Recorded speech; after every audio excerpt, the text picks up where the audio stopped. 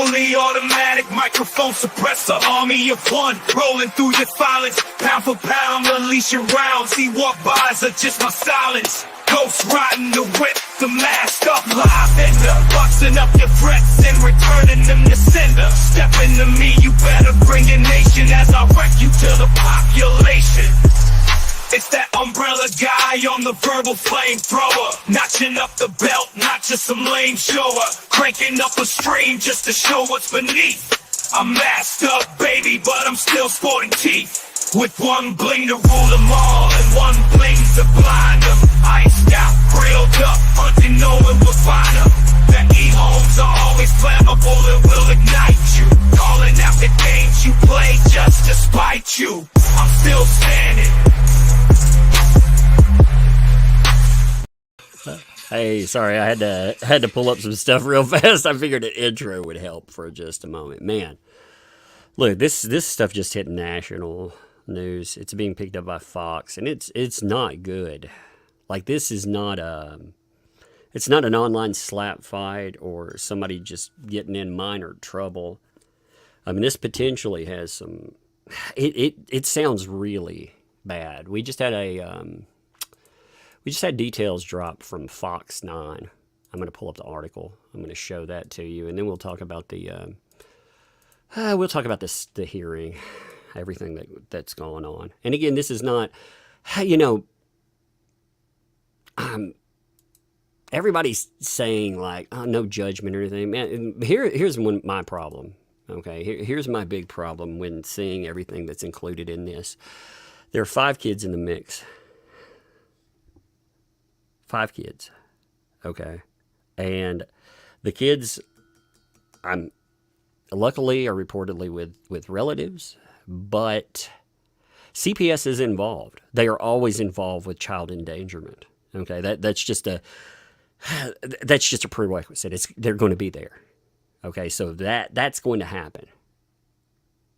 And when you're talking about, I mean, we're not talking about like getting caught with a couple of items on your person or something, We're talking, to put this in perspective, the charge was 25 grams or more of cocaine.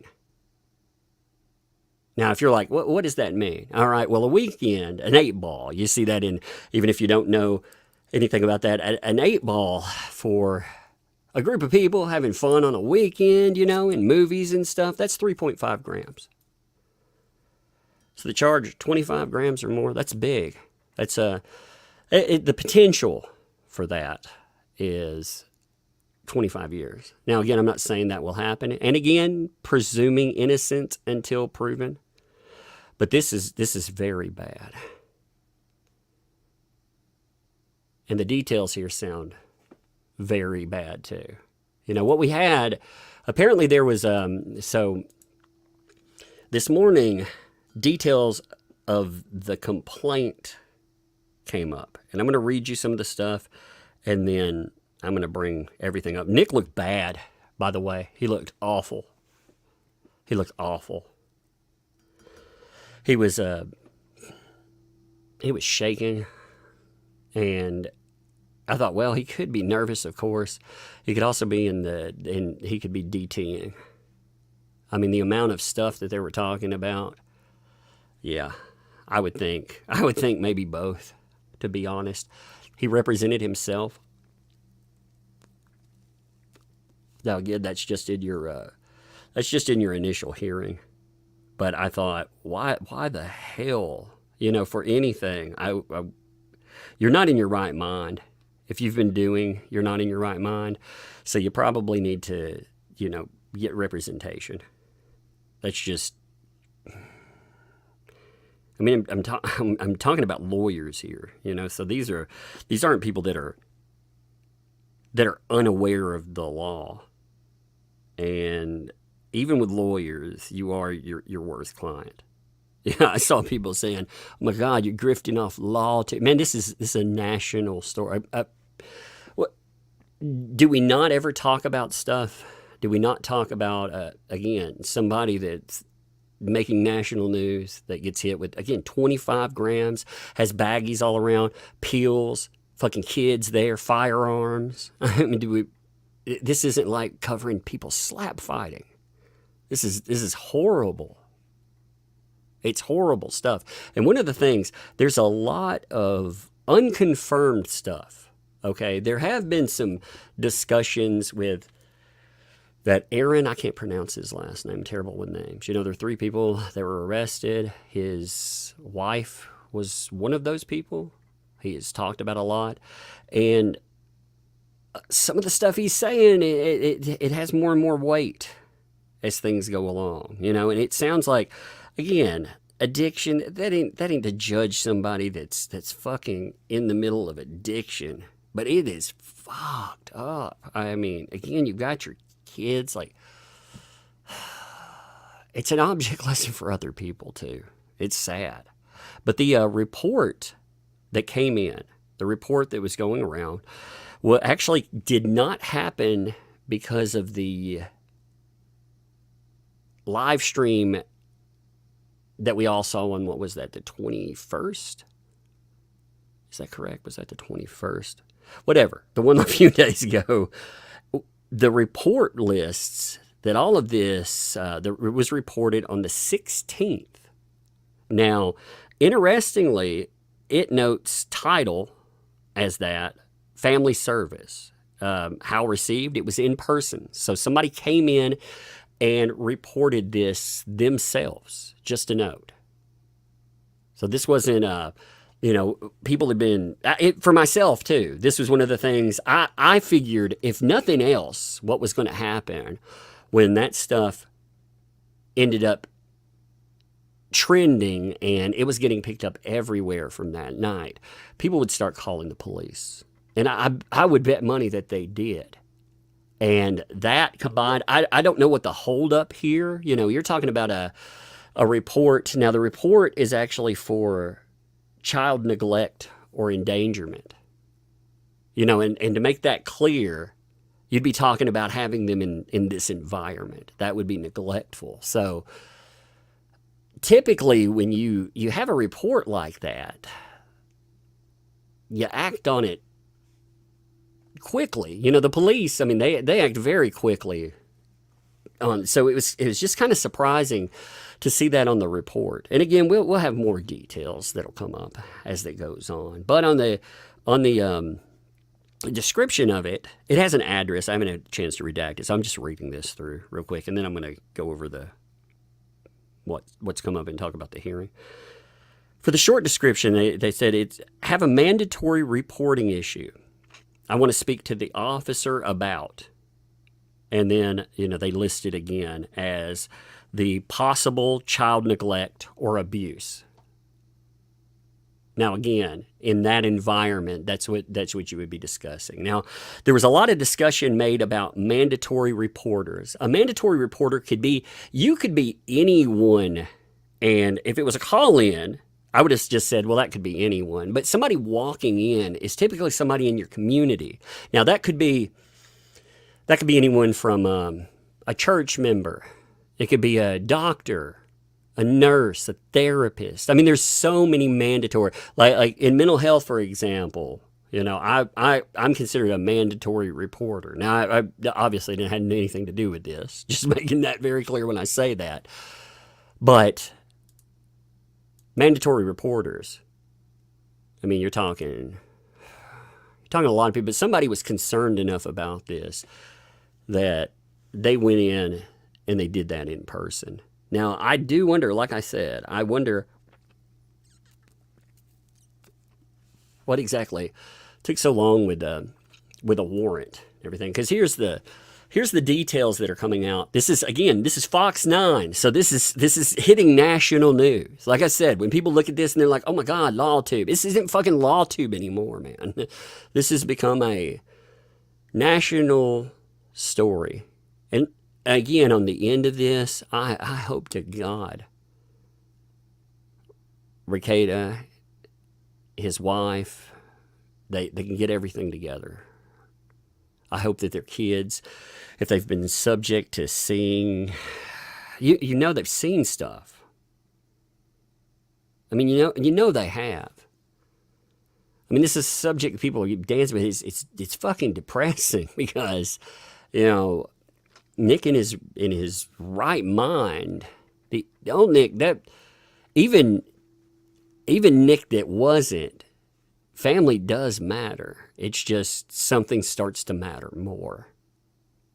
But the level of this, I mean, this, like I said, you could see them wanting to say distro. So let me read this to you here. So, Spicer, Minnesota. Minnesota-based lawyer and online legal analyst Nick Rekieta is facing drug charge in blah, blah, blah. Rekieta was arrested Thursday along with his wife and a fellow online personality. They're talking about April. Okay, April, who was already gone. But there's some speculation about that too. We don't know anything about it. Again, I'm not going to. One of the things I want to do when I cover stuff, I'm trying to keep speculation down. I may have questions that I don't know how to fill in the blanks for, but I'm not trying to speculate on things. Prosecutors filed charges against Rekieta and his wife on Friday for second-degree possession, child endangerment, and gross misdemeanor firearm charge, which we have more clarification on today. We actually had that. Now, according to the charges, law enforcement attempted to execute a search warrant on May 23rd. So they went in with a warrant. They were actually going in. You know, they weren't. I heard a few people talking about that too. You can have law enforcement say, I've had child services falsely contacted to my home, all right, and they don't show up with a warrant. And police, for a check for child safety, they don't initially show up for them to gear up with a warrant. I mean, I'm wondering what was noted and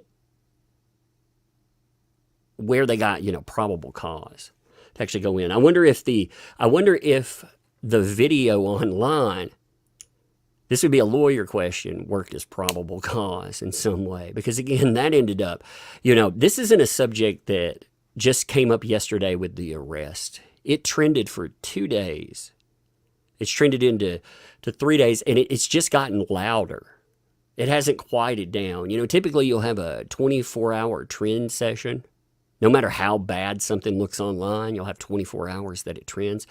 And that wasn't the case. Even when that live stream went up, you had some of the noise die down about, like you had that initial wave of people. It ended up hitting another group of people because so many people found that disturbing. You actually had groups of people that had no idea who Nick Rekieta was. Like that's when you know that this is going to be a problem no matter what. No matter what the reality of a situation was, that would be a problem. And then you had the arrest. And now details. And like I said, it's gotten bigger. It's ballooned up. So anyway, they were greeted by a girl at the front door who would not let them inside. So I'm wondering with that, again, if they're talking about April, meeting them at the door, wouldn't actually let them inside. After Rekieta refused to provide the door code, law enforcement used a door ram to get inside. So they knocked the fucking door down. That's according to Fox 9. They knocked the door down. So they went into his home with a battering ram. I mean, again, when you're talking about details, it went from, this is small possession beef, to them battering down the door with a door ram. I mean, that's bad. And holy shit. That's bad. I'm a light cigar. Give me a minute.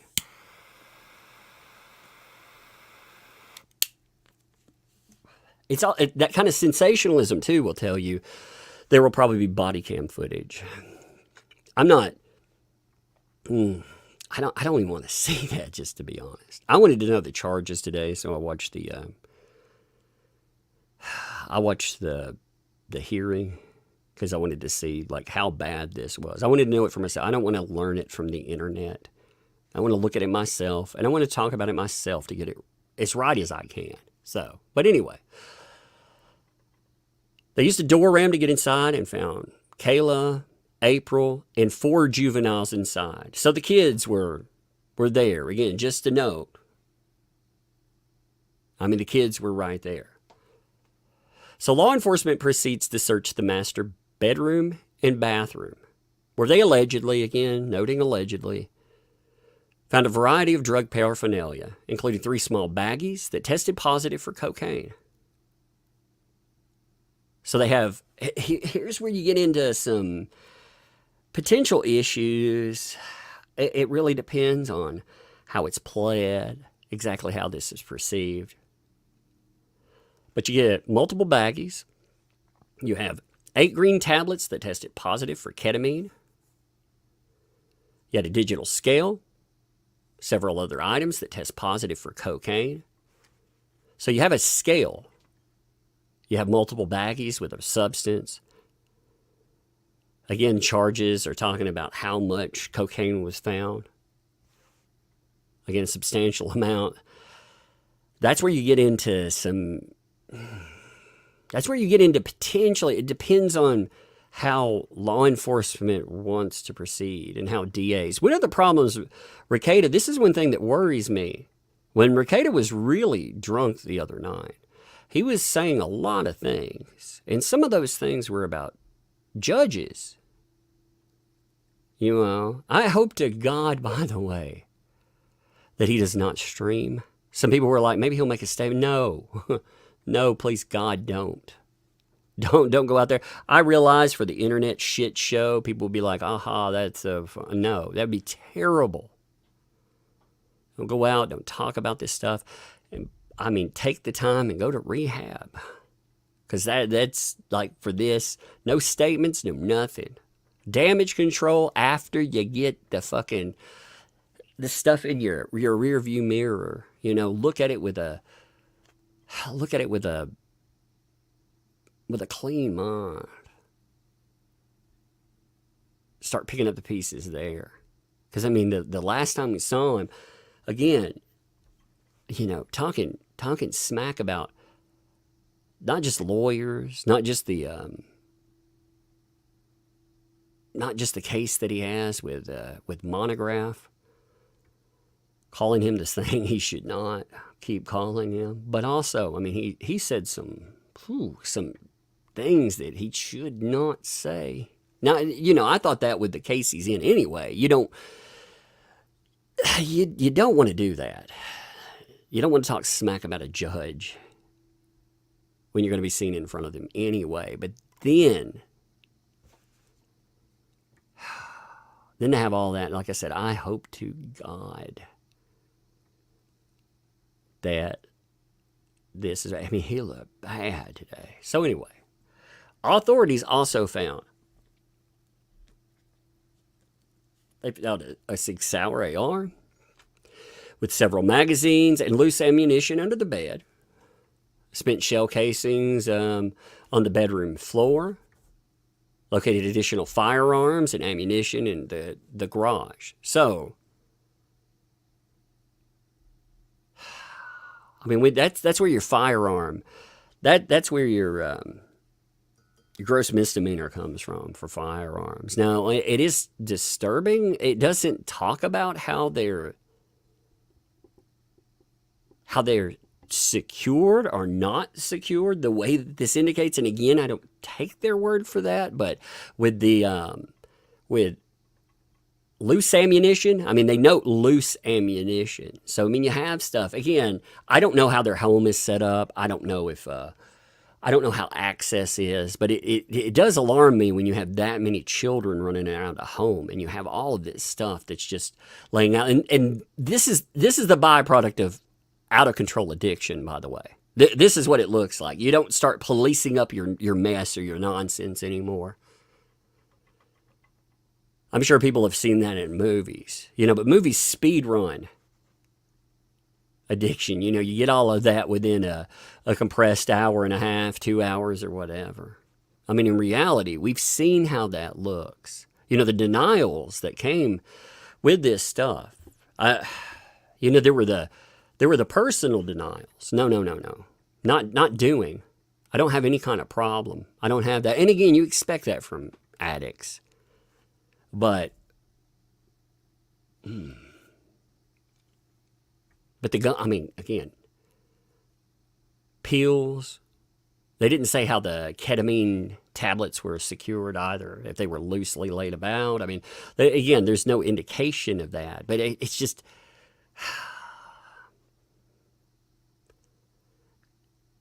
I hate it, but I feel like this was probably... Looking at Rekieta on streams... Again, that one charge is a frightening charge. The amount of stuff found there. But knowing that people were watching you, knowing that all of this stuff is looming, and not doing anything about it either, that's a sign of addiction as well. That's not just, that's a sign of not thinking clearly. Because if if you were dealing with a situation and you knew law enforcement, you knew that you were trending everywhere and you potentially had something that could put you away for a quarter of a century in your home, a reasonable person would be like, not worth it. A drug addict would be like, gotta take that chance. But some of that stuff too, firearms and stuff, I wonder about, like mental state as well. I also wonder about the black eye. He definitely has a black eye. Very much so. It's very, very noticeable today. It was noticeable the other night with the local live streams. It was noticeable in the mugshot, but it's definitely noticeable today. It was very prominent. He has a black eye. That was one of the things that told me yesterday that the mugshot was real. Because there was a picture that it had come up. I actually wasn't paying attention right when the locals, when I was watching the chat. So I wasn't watching the image. Because he put up a avatar. Like I put up an avatar. But that was very unusual for him. I thought that was kind of odd. And there was apparently a moment, I guess, in there. There was an image, and he had a black eye. And I don't know, that just stuck. When I saw that, I was like, what the hell is that? What's going on with that? And then when you saw the mugshots yesterday, you could see the black eye prominently. And again, at 11 o'clock today, another reason to talk about this is because people, I guess, despite a judge saying not to, they covered that hearing live. I'm not sure how live streaming that works. I know video recording it is a no. I don't know how live streaming actually fits into that with technology. I'm not really sure. I don't know if that's a caveat to it. But I mean, they were told no recording, no nothing. You also had, I thought this was gross. So you had people, and there are hundreds of people that were watching. There were a lot of people that were there. You could see a view count on it. And like I said, I wanted to see what the real charges were, because you're just going to hear this crazy shit from so many people. God knows what they might tell you. But when we were watching it, people were unmuting and telling Nick to kill himself. Oh, my God, man. Because the judge actually had to say, hey, anybody that does this stuff, I'll kick you out of the court. And the person that was over the technology was like, no, I'm going to make it where you can't do that. Which was smart, actually, because people wouldn't care. They would just keep coming in and doing disruptive stuff. But that was awful. That was awful. Because you never know. You never know what kind of bearing that could have on something. I mean, the judge seemed pretty reasonable, I thought, when he was discussing things. But anyway, the police took Rekieta and his wife, Kayla, into custody. He told law enforcement that he and his wife stayed in the master bedroom, where law enforcement claimed that they found most of the drug paraphernalia, but allegedly refused to answer questions about the cocaine. Yeah, that's actually the smart thing to do. Don't answer questions, you know. I mean, that would be. It doesn't matter if you did something or not. A lawyer should know better than to answer questions. Again, I don't know. I don't know the impact this has on you as far as kids are concerned, but I would be. Oh, I would hope the priority is to get straight.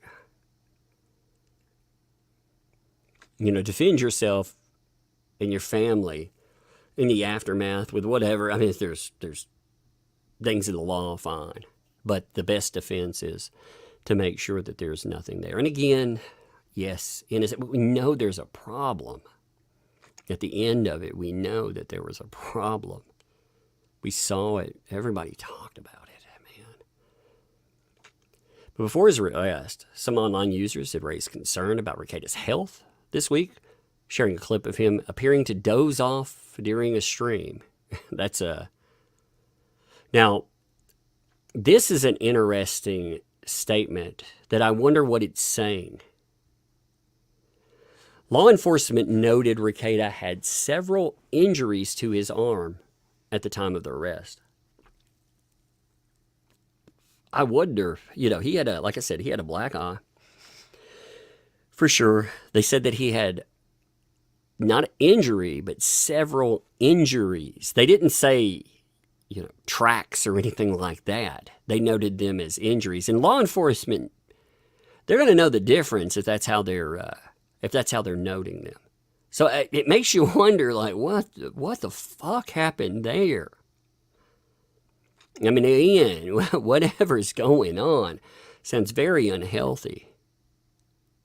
And I mean, that could be accidental self-injury. That could be something else going on. Again, people don't know. That's a lot of speculation there. I mean, if you've ever dealt with a blackout drunk by themselves, just without substances, if you've ever dealt with something like that, you can imagine just walking. That can be, that can be something. So I mean, that could happen. Again, there's been a lot of speculation about black eyes and stuff, but I mean, we have no idea. I just thought that was interesting that law enforcement, they went out of their way to note that. I'll give you 1 second there. Withdrawal, one night, cold turkey. I mean, here's the problem, okay? Cold turkey, white knuckle withdrawals, they don't work long term. They work in the immediate because you're forced to withdraw. So that works in the immediate. I'm telling you this from a mental health side, again, from places that provide outpatient services, not inpatient drug rehab. There's a difference. But what a person needs, if they can get into drug rehab as soon as possible, that's fine. You have to actually go through, even if you're going to use some kind of outpatient services, you have to go through withdrawal at least for X amount of hours a day. I think it's 24 hours that you're supposed to go through. Again, it's been a hot minute, but there are different items out there that are available. Whether that's to get you past withdrawals. There's things again, it needs to be monitored correctly, but there's things like Subutex. I think again there shouldn't even be a discussion of not going to rehab. That serves so many fronts. First of all, it serves the personal front. That has to happen. But on top of that, that is something that you have to present in this case because you're playing for real. I mean, these are real weighted things. But you have, again, there are ways to control. People always come up with excuses because, and understandably, they're not just chasing. A lot of people are afraid to go through withdrawals. I couldn't say it for a second. Sorry, I was like, but they're afraid to go through withdrawals, and you can do that and taper off something.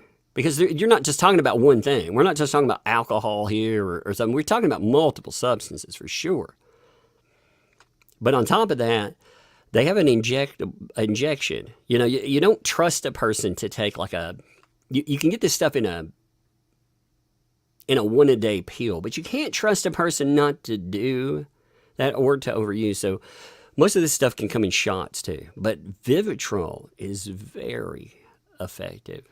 You know, Vivitrol, there was a presentation to Tennessee, which they didn't use, by the way. This is horrible. There were a bunch of repeat drug offenders in prison.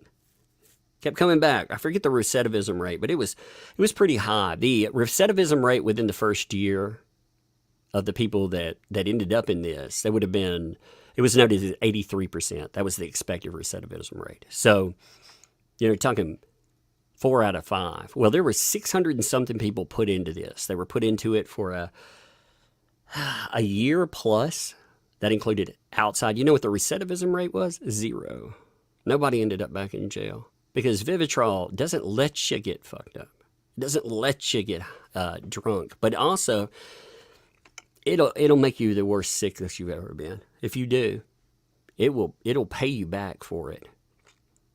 You know, it'll tell you, it'll condition you not to ever want to do that again. You won't want to ever drink or to touch drugs again. And I think that's actually a very valid way. And the reason I mention that, people note, oh, well, cold turkey. Cold turkey is not, it's just not effective. I mean, people, I think we were seeing DTs, though. I think we were seeing that today. Very much so. So for the hearing today, too, let me actually. They note as well, they talk about his, they talk about him, they talk about trials that he's been involved with. This is why some of this stuff may hit national news in ways. It's not just talking about a large YouTuber. It's tying in specific reference points. This guy, and you know, the media, 2 years after the Depp trial, they still love covering the Depp trial. They still absolutely love covering the Depp trial. So if you don't think that they'll go in and they'll be nasty about it. And like I said, I've seen sources, quote unquote, news sources that cover off of Twitter, which they're basically feeders. They either feed off of the news or the news feeds off of them. You know, it's this, I wouldn't call it this symbiotic cycle. It's more like a parasitic cycle. But I saw a lot of those places on Twitter. They were adding in unfounded rumors, like things that we have no idea if are true or not. And you could see likes from people that are in the media. The media is paying attention to this story. And I think one of the reasons, you know, again, we're talking about an election year here. Rittenhouse is something that becomes a hot button topic. Just depending. If somebody needs a political story that they go to, that story will come up again. And the media's always looking for a reason to bring these topics up again. And this gives them a reason. So my point in there is this isn't just a story for Rekieta law. This becomes a story that can be tied into those cases, even though it has nothing to truly do with those cases. When it's covered, I mean, we saw Rekieta with the Rittenhouse trial. I mean, he was pulling over 100,000 live viewers out of that thing. So they took notice. I mean, he is officially competition there. You know, you gotta think they're not just covering topics that work towards their political or social viewpoints. You know, is dunking on or owning something or trying to add it to that. They're also going after the competition. And even though he's had a substantial decline because of the condition that he's in lately, he is still very much their competition. And he's dunked on a lot of them, too. You know, he's had a lot to say about them. So I'm sure there's some pretty salty mofos out there that, you know, in the mainstream that are like, ha ha, you know, and they will. Like I said, they'll cover it. It's been coming up more and more. It came up enough that I had people that have no idea what goes on YouTube. They know I YouTube. But I had people hit me up because they had known that during the Depp trial, I had streamed with, I had somebody call him Rick Nikita. I saw somebody else online call him that too. But I was like, somebody hit me up and they were like, don't you know what Rick Nikita? I was like, a Rick Nikita? Who exactly is that? Yeah, I know Nick. Yeah, that's it. And they mentioned this. And again, the point in that is to say that this stuff, it isn't just sticking to the same circles that you have this expectation that it'll stay in. It's getting much, much bigger. It's getting out there. Again, when Fox is picking that up, I wonder if anybody else is picking it up. Because they will. Let me check who is that? What the heck? Okay, the Times now. I don't even know who the fuck they are. They picked up from yesterday, so they haven't had the add-ons. As this gets crazier, they'll actually add to it. But the Times now picked up. Like I said, I don't know who they are. Let me tool it over. Sorted by date. Just give me a second. Yeah, there's a few other articles out there too. You know, also, I didn't think about this. Another thing that it'll work to attack. You remember when Russell Brand became big news? You know, because of everything going on there. You remember what became the headlines after a minute? It wasn't just about him. It was about a certain platform. Because that certain platform wouldn't silence Russell Brand. You know, they let him continue to go out and to monetize and more.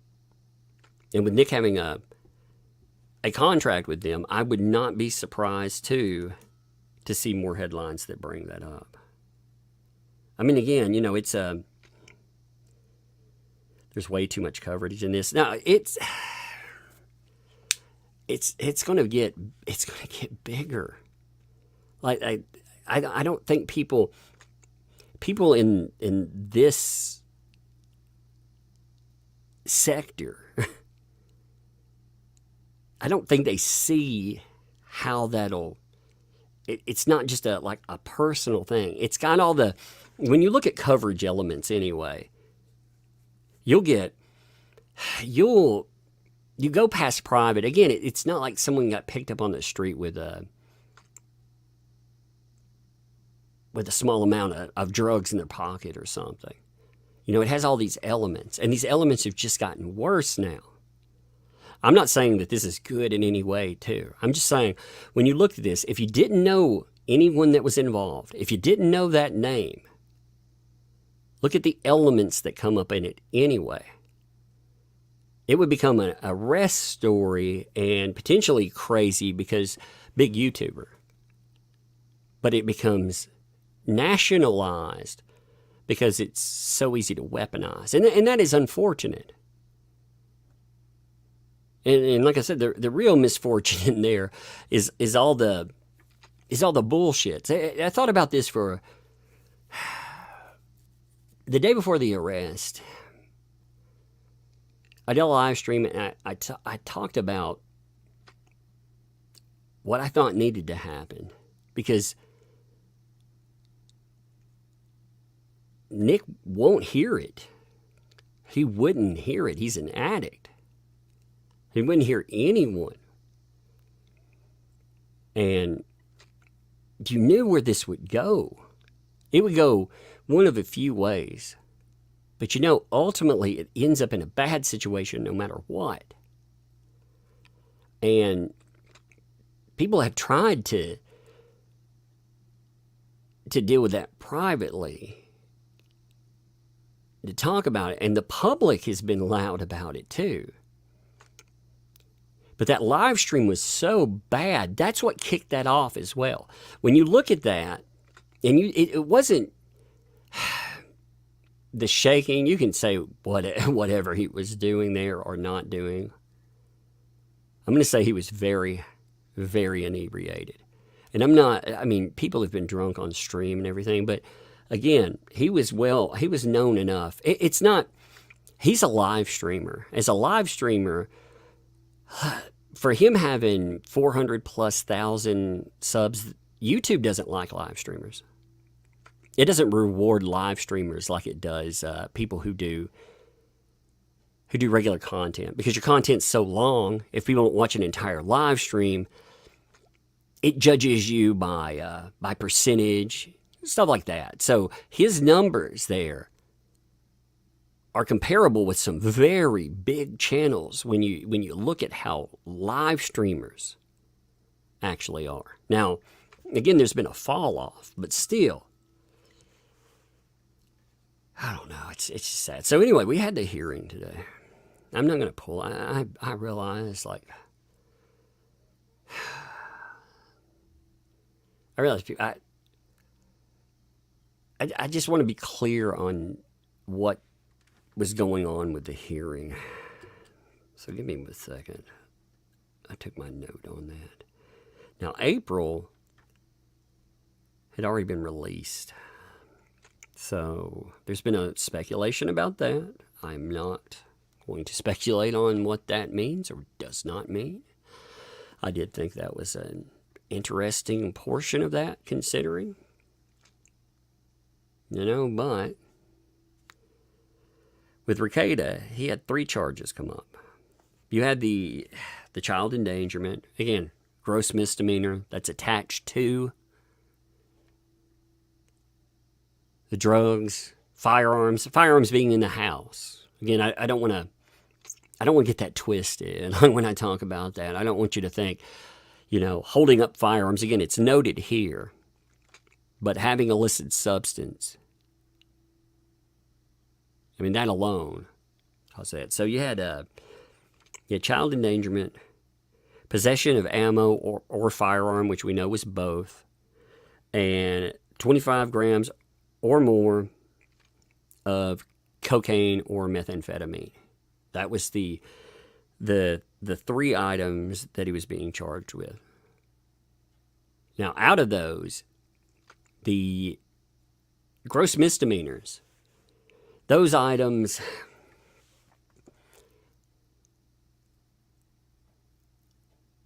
the child endangerment will come with its own problems. Again, because you bring in CPS, and CPS is not. I see a lot of people that talk about that, and they're like, well, this will happen or that'll happen. You don't know. CPS is a wild card. And CPS, they almost make their own rules sometimes. So it really depends on how they view this situation.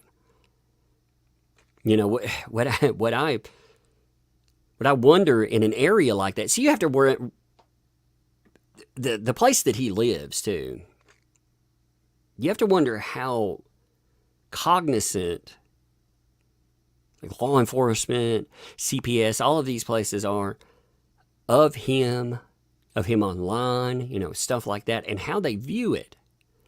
Because the reason I note that, and again, this is a sad element, because if there's a bias in there, there are guidelines by what should or shouldn't happen, but you have individual bias. It definitely comes into play. I can tell you that from working in mental health for a long time.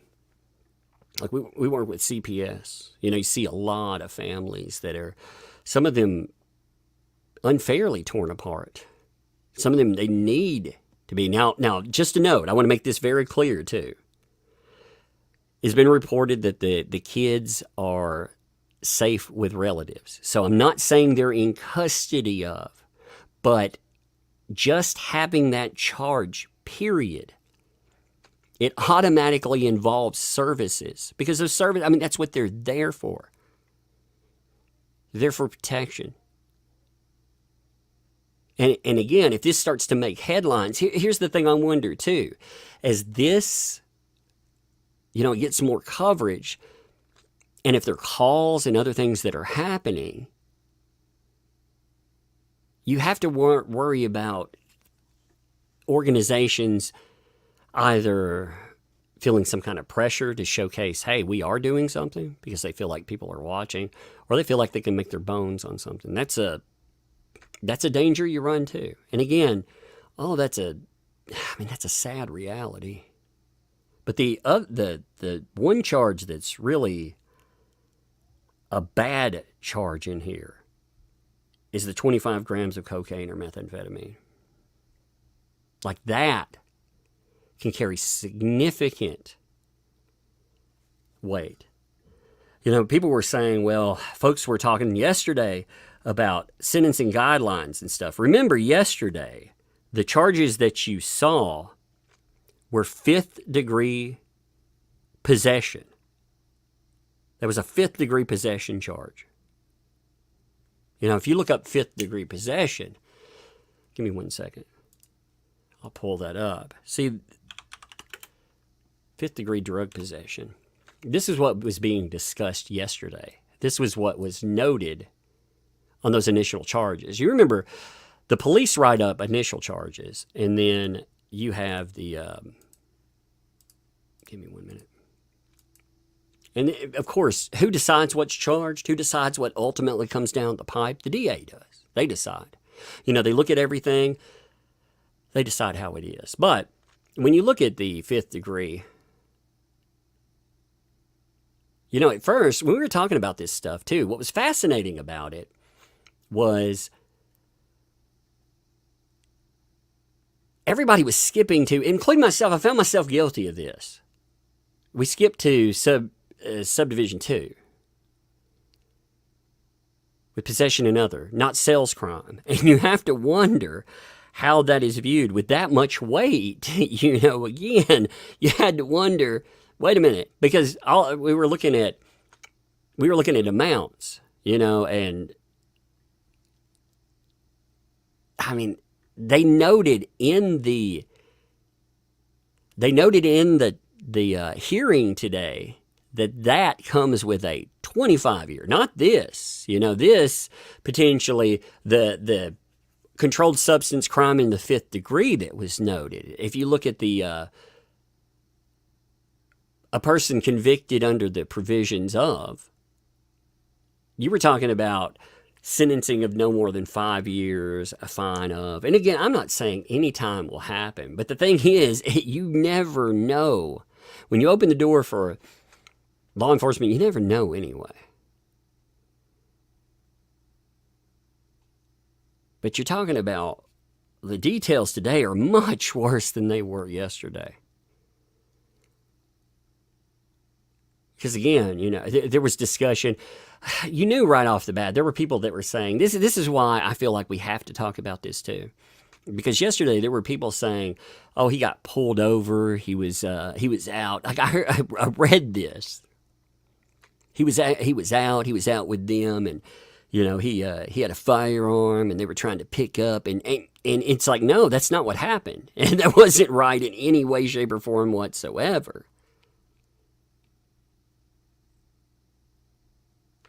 But there was speculation about that, which amounted to idle gossip. Now, I do have to say that guy, that Aaron guy from Steel Toe, where he was talking about that April that's part of it, and he's been talking about substances and stuff. I mean, you don't know what's true in there. And ultimately, it doesn't really matter. But he was pointing out how bad things were. And I think a lot of people were operating with blinders on. I mean, like, this is just it's a personal problem. And, not thinking about if it's spun that far out of control, what's going to happen there? Again, on a very short timeline, I think at the use levels we were seeing that Rekieta would have ended up dead. Like, there's no question in my mind. Without some kind of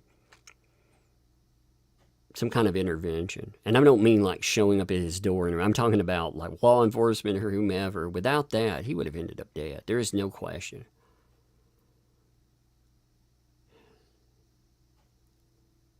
I mean, you talk about fucking up kids. This by itself is bad for kids, but finding a parent like that, again, you don't know what it's horrible what kids go through anyway. That it frustrates me. Addicts are very. I don't want to excuse anything either, but addiction's an ugly beast. It is, and Nick was always known. Here's the ugly cycle of like drinking streams by itself. You drink all the time. You're known for that, and if you get drunker, you make more money. When you're just having a ridiculous stream, if you got like you had the steady, moderate, whatever. But if a person got a little looser with it and they said more edgy things, that becomes something where they would do better. And you saw that. That was a part to success online. And it becomes an ugly thing. It becomes a very ugly thing. Because I'll let my cigar go out, I'm sorry. But it does, because over that timeline, and you could see it. You could see the alcohol getting worse. But over the last, I'm going to say 6 months, you could tell. And there was no talking about it. Like there was attempts to talk about it. There were attempts by. I'm not, when I talk about stuff, like I'll say Nick is a friend. Like I'm not a communicator. Like I'm not a daily talk to you kind of person, or even weekly. Man, I will live stream with you. I love and consider many people my friends out there in this online space. But we have real lives too, and I talk to a handful of people outside of that. And I don't honestly, if I'm going to be real, I don't trust hardly anybody, because people do crazy stuff online. So I don't communicate that much. But there are people that do. And I know some of those people. And they would note what everyone else was seeing. Like when the public thought there was a problem, it would get noted. But after that 21st stream, people got really vocal, and you found out, again, not putting any names or a whole lot of details, what you found out, and you could see this publicly. You noticed less and less people were on streams.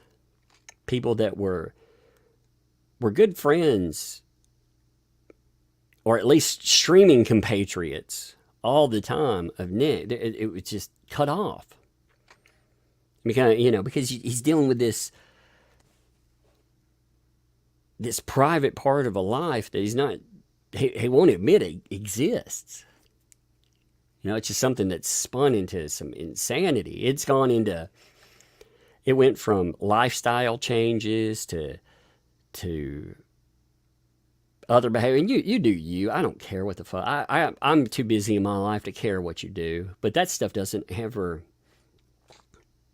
I'm not going to say ever. It rarely works out. It rarely works out if you're in your 20s, and it definitely doesn't work out when you're older in your life. But you saw this spiral, and it kept going. It became a meme at one time. Again, there was a discussion yesterday, by the way, of Kiwi farms. There was a statement about that. I personally do not blame anyone else but the people involved. And I actually think that anybody can use a website, by the way. I'm just going to say that. So anyone. So yeah, there are going to be elements out there, but I know a lot of people on that platform heavily supported Rekieta law.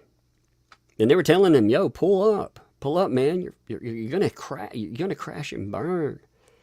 You may not like the way people say that, but a lot of people were supportive, and I think people will still be supportive on the other side of it. My problem, and I can't get to the point, I don't know what I think about this yet.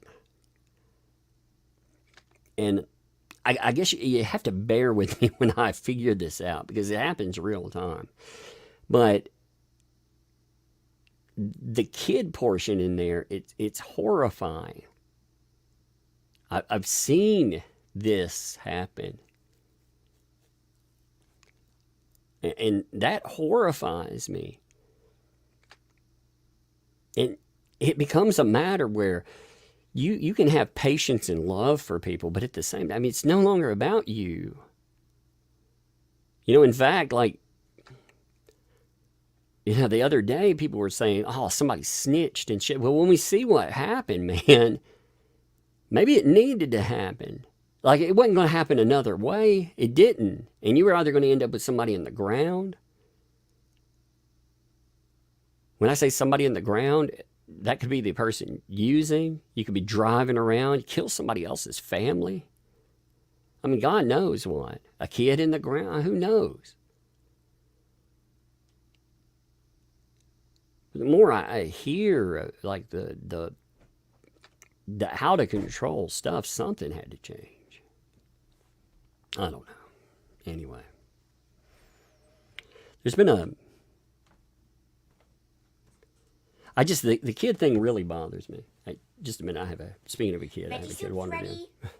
Huh? The vegetable soup is ready. Okay, I'll try to, I'm going to finish I put up a day live stream real quick, so I'll be available tonight. We can watch some movies or something. Yeah. Okay? All right, so I'll try out the vegetable soup in a minute, okay? Okay. Cool. I'll make you a bowl. All right, thank you, baby. That's my oldest, as a parent, you say, looking at that, and I know many other, and again, I mean, I've had shit happen in my life I can't even talk about. It's so fucked up. I can't even talk about the shit there. But it makes me empathize with the kids in that. One day I can. But when you see this stuff, again, it's no longer about, like, just Nick. Like I said, in that whole space, I think he can, again, I think that he could rebound if he gets stuff behind him. Honestly, though, he's got to get that Monty lawsuit shit cleared up. He's got to stop going, I'm hoping, like, all of this, again, puts a little bit of mental perspective. That live stream was so bad the other night. Because he called this guy who he's in a lawsuit with. No matter what you think about that lawsuit, he's being sued because he's called somebody, I'm going to say, a PDF file. He's called them that. And any lawyer worth their salt would say, don't fucking talk about litigation. You don't. But like, when the lawsuit first came up, when Rekieta was like, "Hey, I can have the first lawsuit that I'm involved in, and I can tell you about it live." You think about that. When that first started kicking off, that actually didn't sound like a terrible idea. But then when you added all this other stuff into it, it became a potential calamity. And folks have talked about the stress that comes from the lawsuit, and very much so. Stressors that will push you to all kinds of craziness. But it wasn't making it better. That lawsuit, that live stream, he had a moment in there where there was a super chat that asked him about, you'll call this person a PDF file, but you hang out with this other person. And not getting into the one or the other. Just saying. It asked that. And he kept doubling down. Every time he would reread it, and he would reread it. And he kept going back to that. And he kept saying that same thing over and over again. That's not helpful. That's not helpful at all. And again, that's substance driven. So that's just making it worse. But in that live stream, the one thing that I thought, holy God, why would you do this? He started talking about that judge. And when he spoke about that judge, damn it, give me a second. I got to push this freaking thing out. I keep sliding. Like, when I get tired, like this annoys me. And I don't know. I typically don't feel bothered by talking about a situation. I just, like if there's drama, I don't talk about it anymore. I don't really cover YouTube drama or stupid anymore. I try to stay away from it. 1 minute, I got my kiddo bringing me my vegetable soup. Thank you, kiddo. Yeah, I made it, but I'm not sure if you'd like it because it's just green onions, bell pepper, and carrot. I'll try it out in a minute. Okay, I'm gonna let it. I'm gonna let it cool for just a minute. I'll try it out. Okay. Yeah, sorry if it's too hot. No, it's good. It's good. It's supposed to be hot when it comes up. Thank you. Yeah, I made it from scratch. Thank you.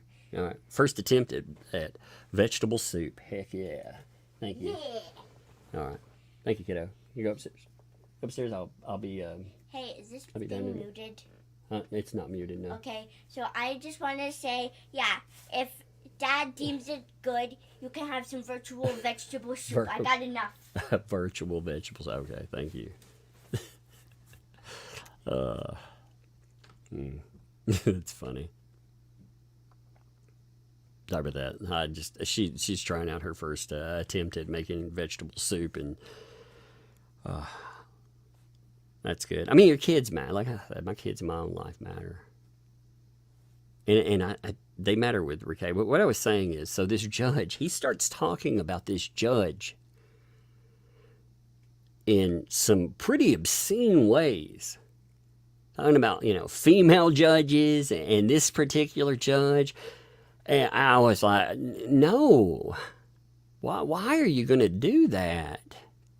Why would you think? And of course, you're not thinking. I was like, your lawyer has to be telling you, shut up. You're not doing yourself any favors anymore. And that was, like I said yesterday when I was talking about this, there's one memorable line. It was brought up by many people, but I think this is really telling you, like, how bad mentally things were. Like, there was this way, it just sticks with me, not just because people brought it up, but just because of how absurd it is. This is the level of cognizance, of awareness. He said, quote, Scandinavian food is Auschwitz for T-Rexes. It's like, what does that mean? It doesn't mean anything. It's word soup. Or word salad, rather. I'm looking at vegetable soup, so it's in word soup. But it's word salad. I mean, it means absolutely nothing. And people talked about the ceiling cats. Him staring at the ceilings and him being so disjointed and out of it. It was 100%. Like, he was not with it. And I don't mention that to be dramatic or anything. I mention it because if we're going to talk about it, let's be honest. Because we need to be, Because I know after that, there was an army of people that were like, we're going to do something. We're going to do something here. And some of the names would probably surprise you that they would work together. I mean, they're people that hate each other. I mentioned that yesterday, but I mean, that was a positive that I saw. You had people from every avenue. If Rekieta has ever had connection with somebody and you think, well, that person at least one time had some type of positive affiliation. Maybe they weren't friends, but they at least had some kind of positive there.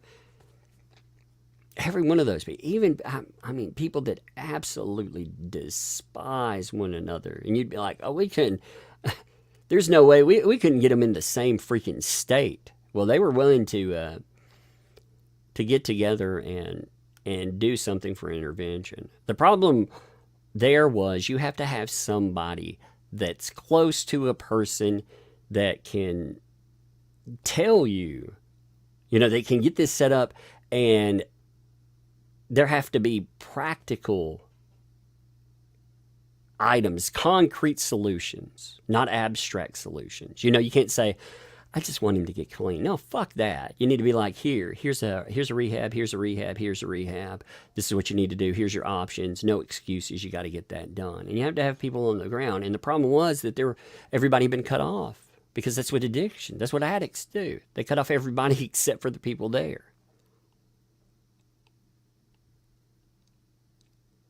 But I've seen a lot of names brought up, and some of them negatively, because they've talked about this or that, and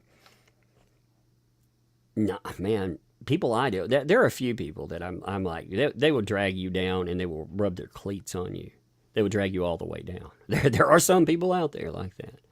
And again, I don't want to even get into I hate that fucking sector of the internet. Just because I don't want to slap fight. This isn't a slap fight. We're not covering a slap fight here. And we're not laughing at somebody on their way down. It's gotten so much bigger than that. And like I said, it's Friday. Again, people can say, I said he's not gonna serve any real time. It's a first offense. Man. The way things have gone, the decisions that have been made recently, can you guarantee that?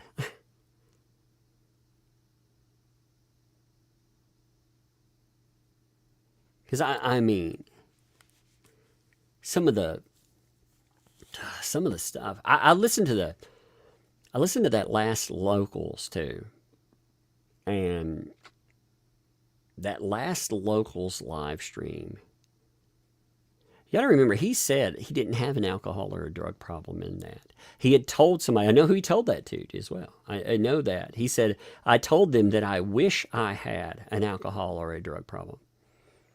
I wish I had one. And he was like, I know, in fact, he was very offended by the fact that people would bring that up. Because, again, I get it. You don't want people to overstep personal bounds, and we all try to stay in our spaces. He's your friend. Especially online, it's not like in your real life either. Online, if you go on, or online, rather, you go on, you stream with people, you get along, you break down all these barriers. In life, that would mean you go over to people's houses and do other shit with them probably. But online, you don't. When the mic goes off, sometimes you don't have contact with them. I mean, you'd help them with anything. But a lot of people knew there was a bad enough problem. They were trying to overstep the boundary. Because that boundary is meaningless. I'd rather they get pissed off and never talk to me again. I would, honestly, I would rather... I hope in saying all this stuff, I don't give a fuck if Nick gets mad and, again, he has so much stuff on. I hope to God it's not just a dwelling on anything online. He shouldn't even look at the online space. He should look at it in the aftermath as when he needs it, after he clears this stuff up and he does what he needs to do for himself, family, and more, then he thinks about how he presents this. Because he can have a redemption cycle. Very much so. It can be a very strong one. I mean, I don't know about the other noise that's out there. I'm just talking about what's out there for most people. There's other shit that's being brought up, and I'm not even focusing on that stuff. But I think there can be a strong redemption arc.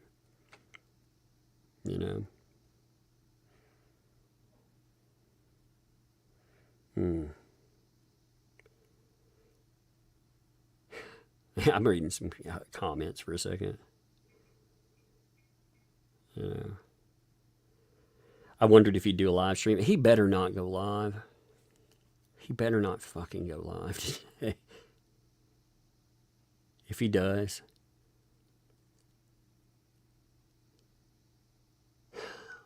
Now that April, the April that's in there, so she actually put up a statement about this too. I don't know if you folks have seen this, but she apparently put up a statement saying that her charges were dropped. She said she's not an addict, that someone else did this to her.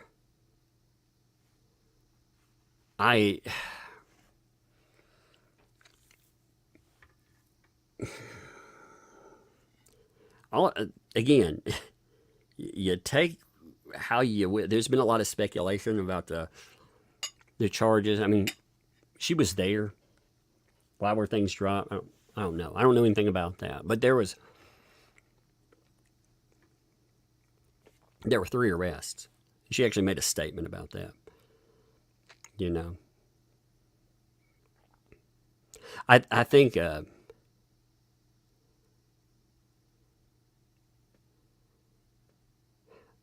yeah, her charges were dropped. We watched the arraignment. Yeah. I saw she made a statement on it too. Hey, what's up, Drex? By the way, Drex. I saw Drex brought up. By the way, this annoyed me. Hey, where's Drex in this? Man, Drex is I will say again, not being anything, giving away anything or anything else. But I say Drex is somebody that if there is a way to help, he'd be somebody that would help. That's what I would say on that. I think a lot of, there's been a lot of focus on the friends. Well, dude, man, people at every level of that. You've seen it. I think it was Andrew that said yesterday that, and I've heard this many times. He said that he didn't have anything against Nick. And it wasn't necessarily what he was covering or stuff, but it was the deterioration. He couldn't be around that. And that's what a lot of people, you can't be around that. It's not, I don't get into I'm not saying I don't make a few like jokes here and there or something, or cover something that's a little bit, but the stuff that, again, you cover what you want, but the way that the content shifted anyway, lifestyle content stuff, that's not for me. I'm too old in my life. I got enough shit going on in my life. I don't want to sit around and talk about baldos and all that stuff. That's just not me, It's not like you're married. I don't give a fuck what you do in your life. You do what you want to do, but that's just not for me. So I didn't want to be, but I also didn't want to be around the out of control substance abuse, because you would see things where it felt like, you never knew what you would get. Some days you would get some very negative shit. Like I saw some guys, I thought, man, that's not good. That's confrontational. The jokes, like if you get too far, like they became worse. Again, you say whatever you want. Again, your words are not my words, but I didn't want to be part of that either. Like, I'm not comfortable with some of that, because as the addiction gets worse, it wasn't just like talking about, things in context. It was just more and more lewd, shocking, edgy stuff. I just don't want that. But it was also, it wasn't fun. Like I like Flashcast, for example. I go on Flashcast. I have fun on Flashcast. And it's because no matter what happens, it's a bunch of friends hanging out. Even if you're fucking around or picking at each other or whatever, somebody might get mad or something. But I mean, it's just friends hanging out. It's what guys do when they hang out, Like that's how guys are. They hang out, they pick at each other, just whatever. I mean, you know how that is. It's different. But what you saw, again, when you drift into that, but then it got worse. Like, and you could see it publicly. But I don't think a lot of people understood how bad it was either. Didn't understand how bad the disconnect. When I found out, like, how many people had no communication whatsoever anymore, it kind of shocked me. Because there was no love loss or anything. It's just, again, addiction, distancing, and it happened suddenly. If you look at the clips that are shared online, you go from, I showed this. You go from that June 2023,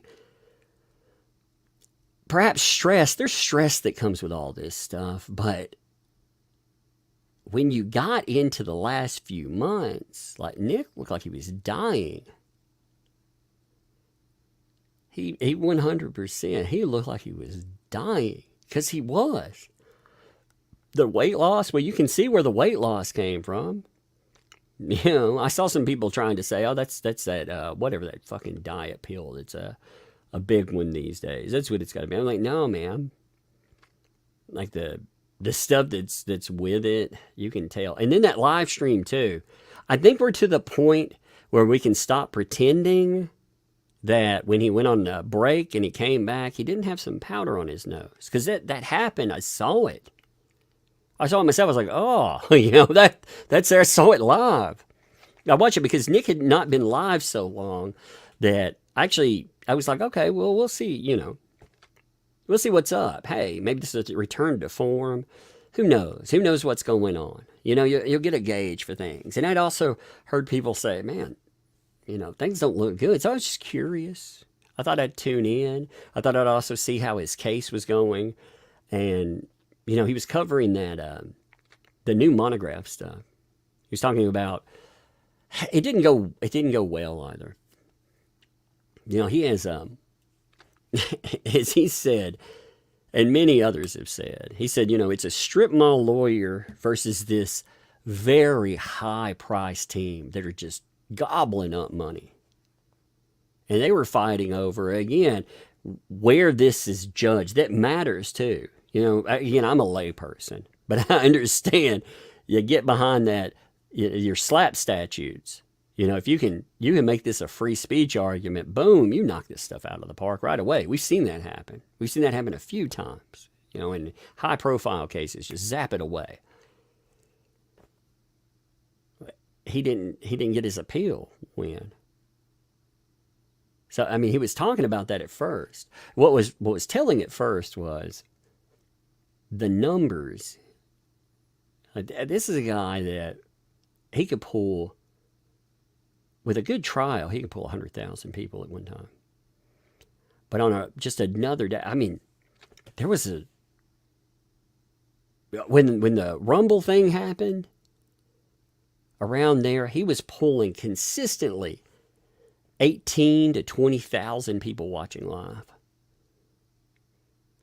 I mean, consistently he could pull those numbers. And I'm not talking about on Rumble. I'm talking about when he got reinstated with YouTube. He could pull those kind of numbers. It was just a force of presence. You know, he's good on the mic. He can be funny. Everything worked out there. But that night, with something that's a major discussion that people would tune into, they would tune into it from different spheres. Again, you know, this is something that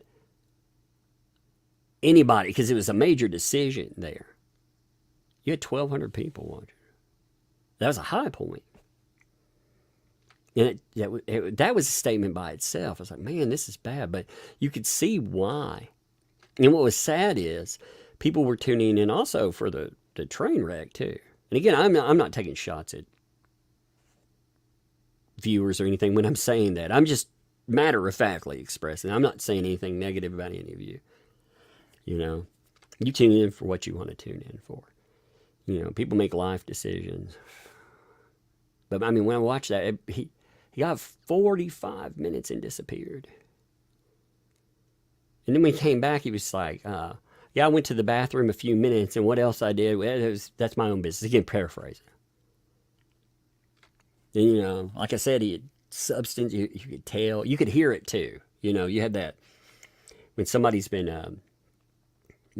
snorting something, they get that crystalline, they get that, you know, and you can hear the blockage. You could hear it. He did that a couple of times in there, and you could, I mean, it was clear as day. Like, everything fit together. But there were people out there that, of course, were like, no. That's just all conspiracy. And it, again, you look at that, and you look at what's happening now in charges. Obviously, that was not conspiracy. That did indeed happen. And it was really bad. Like I know a lot of people, they drama stream. So, man, I would hope that when Like, if you catch what I do, I'm not saying I've never been in drama. That is not true in any way, shape, or form. I've had my slap fights, but I've tried to be better. I've tried to keep that to a minimum. And I haven't had that in a long time. And this is not that. I usually don't talk about YouTubers at all. But with this, I feel like people are actively dancing around this shit, and then they're pointing fingers and saying, like, you know, these sites over here, these are the bad guys. And no. Maybe some of those were actually right about this problem. And I'm not saying anybody could have stopped it, but they were right. You know, again, you may not like what people have to say and the way they say it, but they're fucking right, man. You know, people have talked about, well, what's causing this? It doesn't fucking matter right now. Like, that's the frustrating part, too. When you have a problem, you can backseat quarterback it. Like, if it's just you, like, here, just listening, that's okay. You can just, you can guess at anything or whatever. But if people, I'm talking about people that want to actively apply some type of solution. You can't treat it like that. You don't treat the underlying cause of until you get the other shit under control. You know, yeah, maybe stressors need to be removed. Maybe that case there can be resolved in some way. Maybe it doesn't need to go the way. Maybe apologize and be like, yo, Monty, what's up? We've had our beefs before. Can we just stop this somehow? I don't know. I don't know. I don't have the answer for that. But it's gotten out of control. And it would be beneficial and positive just to cut that off. It would stop financial bleeding. It'd remove the stressor. But that's in the long term. The short term is get fucking clean. You know, and I saw Eric July talk about how he would pay for rehab. And there were other people that mentioned that too. There were a lot of people that came together and said, you know, I don't know where he is financially. I mean, Jesus, if you're running around with 25 grams of coke, I don't know how much money you're spending or what you've got. I don't know where he's at in life. That's his financial concerns are not mine. I don't know where he's at there. But if it's a financial concern where he's been pumping tens of thousands of dollars into whatever, if he's spent gobs of money on blow and other stuff, I mean, if he needs help with fucking rehab, like, people would do that. I do not, however, feel comfortable if he needed help resolving a fucking case to help him out or something, after things would settle, I would put money in, I would try to help, you know, get something to a lawyer, not into a person's hands where they could self-destruct again. I would hope that it is part of PR, you know, getting things together, you know, in the aftermath after you clean up too. Maybe hire a money manager. But I mean, that's all in the back end of it. I mean, the media, fucking rehab. Not rehabbing the PR image. I mean, somebody, you know, if Rumble and stuff can't understand that he has to do that, you know, I heard people talking about it's Rumble contract. They're like, well, he's got a Rumble contract, and you know he has to stream somewhat, and well, this has got to be a concern. Well, it can't be a concern now. And if Rumble can't understand that, then fuck them. You know, I mean, honestly, there are more important things there. And yes, that would suck.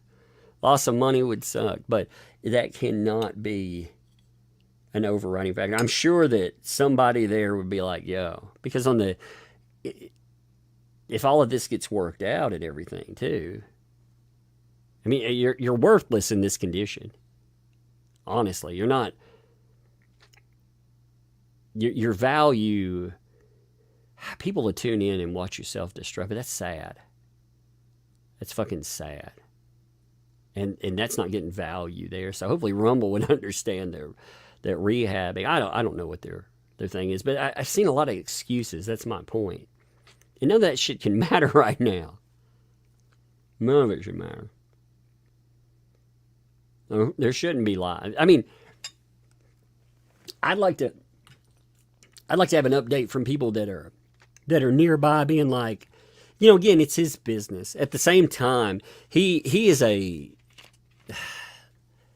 if he plans on doing this stuff still, I think you can start a redemption arc. Part of that is if there's somebody close being like, yeah, you know, don't have to get into real particulars, but, you know, clean. So, I mean, again, you could add in, I've seen plenty of people like get clean and become something huge out there.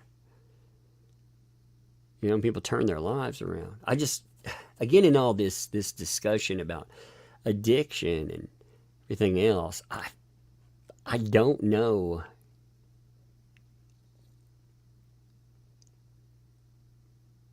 I don't know how to work the kids in there in my mind. I don't, and I'm not meaning to be ugly with that or anything else. It bothers me. That's the one element of all this that bothers me. The other stuff is a fucking train wreck, and I hate seeing my fucking friend become a train wreck online, and his life potentially be ruined. But the kid thing just, I mean, that's the one element that I'm struggling with. Again, I don't mean, I'm not trying to make this about me either. That's not what I mean. I'm just talking about in coverage. Like I said, it makes me angry sometimes. I realize what an addict is. They don't look at anything else around them, but they do real damage, and they're responsible for real damage. And they should take ownership. Now, you never know. And some addicts do really fucking horrible shit too. I'm not saying Nick has has done that, but that bothers me.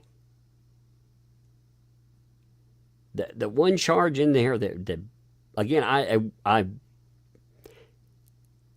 don't want to minimize the charge, the drug charge, because it's a big one. But the child endangerment thing really does bother. There had been talks about kids not getting what they need. You know, there had been all this noise out there, unverified noise. And like I said, I don't want to pick up that noise. You can pick that up elsewhere if you want to. But what bothers me is that charge, with kids being in that period, you can't be functional. It has to be just wholly dysfunctional. You saw the picture today, Nick looked like hell, man. I mean, he looked like hell. And if you're to that point, you're not doing the basics in your life. You're not maintaining yourself. If you can't maintain yourself, you can't maintain a child. Little on 4, 5, whatever kids. You can't maintain that. I don't know. I'm talking. I don't know. I don't mean to ramble on about it. It's just this stuff happens a lot, and nobody wants to talk about it. You know, again, I saw comments when I came on with this. It's like, oh my God, cover it, man. Fuck, dude. Just pretend it didn't happen. Have people out there that fucking spin mis or disinformation off of it. They tell you, like, again, the charges I heard yesterday, I was like, that's not right. This one's not right. Like, this thing is not correct in any way, shape, or form. like that didn't happen. I saw what the charges were.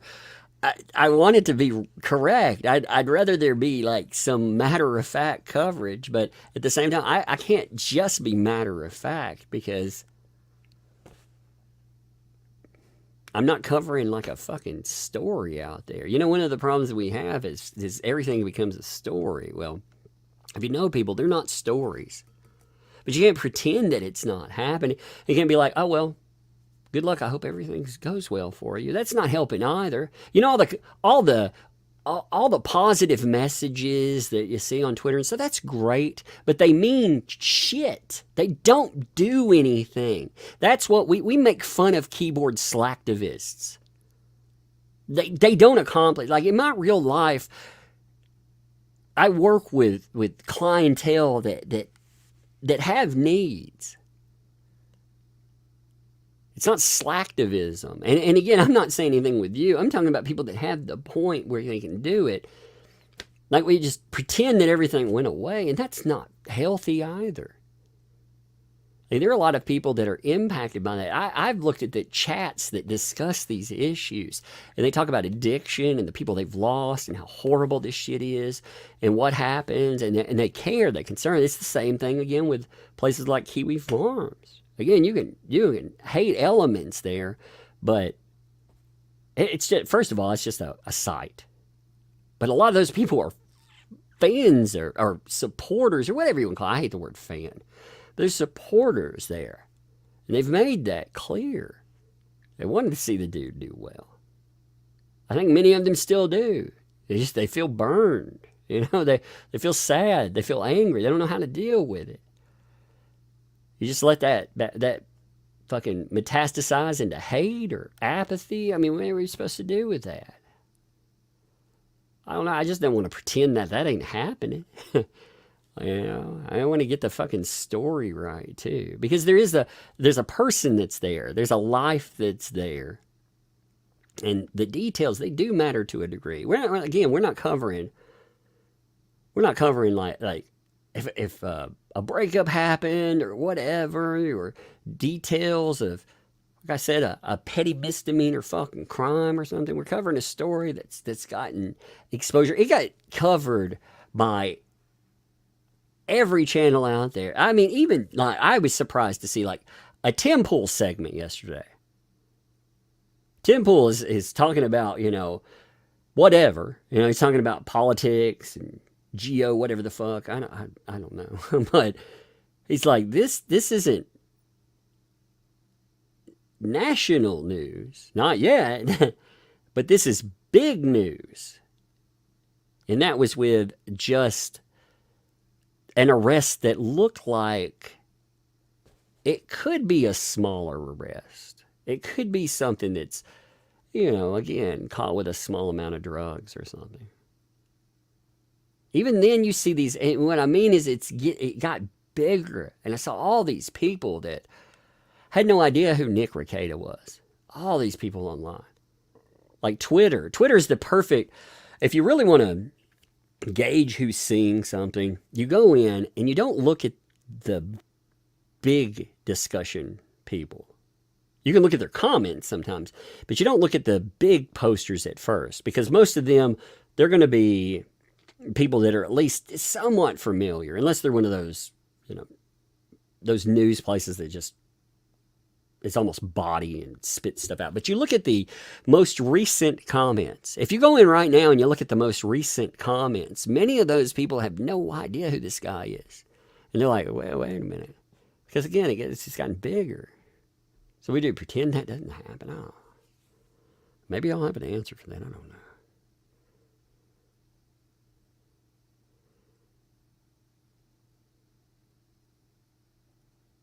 I don't know. Anyway, I'm going to read some super chats real quick. Depends on what April and Kayla say to the state. Yeah, actually, so I did not catch the very end of what happened with the Kayla representation. You know, there was a conference for I took my daughter to get ice cream, and she was eating. You know, we went out. We were goofing off for a minute, and we had to sit with traffic. So I put in my earbuds for a minute, you know, and just listened to what was happening with that, because it was right at that time. So I was like, well, and you know, it was already supposed to be over. I was like, well, I can't get out on the road. I'm stuck in a parking lot. I was stuck in a damn parking lot. We were in the car. I was like, hey, we can't do anything right this moment. And my daughter was playing with her, she had a learning tablet. She was playing with that. So I was like, well, I'll tune in. But I couldn't tune in to the very end. But there was, you know, the discussion of him representing. And I didn't catch the end of all of that. Read chat more often. Well, that's what I look at it sometimes. When I'm talking for a minute to myself, I may miss, you know. You keep her out of it. I mean, I think I would rather not. I guess it depends on how things roll, and not just random discussions of it, but like if you're reading articles or something, I think that would come up. Anyway.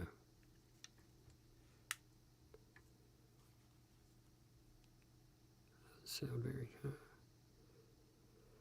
I'm going to say something that may not sound very kind. My heart goes out to the Rekieta family, but every addict makes their choice. I mean, that's true. You know, I'm not.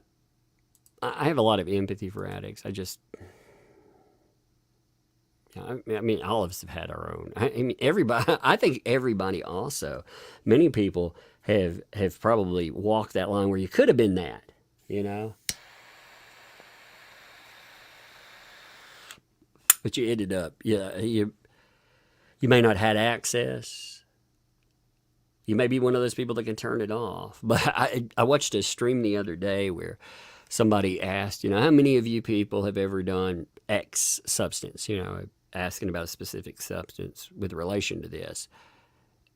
And man, like an army of people were like, hey, I've done that. So, how far are most people removed from it? If it's just a story of random addiction, I don't even think it would be that big of a story. I think people have empathy with that. It's just I think people got really frustrated, angry in this. Lights his pipe. No, I actually smoke a cigar. I don't do drugs at all. That's the thing. If you think that I'm lighting a pipe with a 4-torch lighter, can you hear that thing? It sounds like a fucking jet engine going off. No, I smoke a cigar. If you have a problem with like an occasional, I don't know what to tell you. I don't know. If you're like a teetotal purity, like I don't drink caffeine, nothing. Hey, that's your prerogative. But man, that's not there.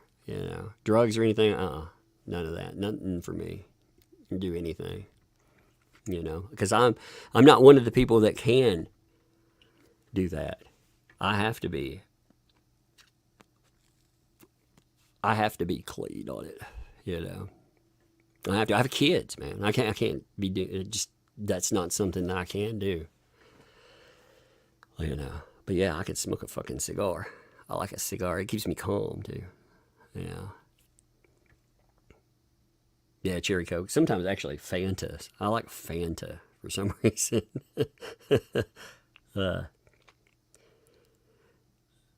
Cigars are a drug too. I mean, you could get down to that. Sugar's a fucking drug. You realize how bad sugar is for you? I mean, if we're going to get down to that, better not eat that chocolate. It's bad for you. It is. It's very bad for you, by the way. Terribly bad for you. But, here's the way I'd look at it. As a responsible adult, am I mind altering off of smoking I don't smoke cigarettes, but if I smoked a cigarette or something, am I mind altering? Can I still care for myself, do basic fucking functions, and take care of my kids? Hey, I would hope so. If not, somebody's done something to your cigarettes, or maybe you're smoking those. Back in the day, Kroger used to have like Kroger and Walmart. They used to have their own brands of cigarette. They were probably like cardboard and fucking whatever, like those things. Maybe they were mind altering. Who knows what the hell was in that crap? But I mean, yeah, like there's all kinds of shit that's really bad for you out there. I mean, McDonald's, that is going to kill you faster than anything. But I mean, I would say that dropping 25 grams of fucking cocaine versus that is going to have a little bit of difference for you. I do wonder, like I said, with the baggies, scale, that much weight. I mean, again, I hope they don't have a very zealous prosecutor, because that's how you end up charged with something very bad. Anyway, Fat Yoga, thanks for the 2. Hate all of this, indeed. Laura, thanks for the 20 there. As a recovering alcoholic myself, 5 years sober now, Nick might need hospitalization to properly detox. Alcohol withdrawal can kill you. I mean, that's very true. And we don't know what all substances have been utilized. Again, we don't know what's there. And yeah, like withdrawals can indeed kill a person. That's why you need a rehab that can handle real issues. Again, white knuckle sobriety. I see people out there like, oh man, if you can't do that, you're weak. Well, you know what? Only 10% of people function that way. 10%. That's not a success rate. So, I mean, people have to change that freaking mindset. Whatever works. It doesn't really matter how a person gets to that road of recovery as far as what type of a rehabilitation they use either. Whether it's Vivitrol or whatever, as long as it works, and it's healthy, of course. I'm not talking about, hey, I cured my cocaine with this other, with MDMA. No, that's not what I mean. But anyway, yeah, you're right. BD594, thanks for joining. Hey, Tug, best wishes to you and your family. I hope Nick can feed his demons. Greeting, chat. Yeah, it's straight up. Wolf Condor, thanks for 15 months. It's important that the people in Nick's corner cover this fairly and not leave it just for those celebrating the dark chapter. Thanks, Tug. Yeah, that's a good way of put it, I think. And I think there's a lot of shared irritation. A lot of really, I don't know. I think that, I said this yesterday, I think that 2019 or even 2023 Nick would have made fun of this Nick. He would have. He'd have roasted the shit out of this Nick. And hopefully he can get healthy enough and get all this stuff behind him. And he can do a live stream where he does indeed roast this Nick.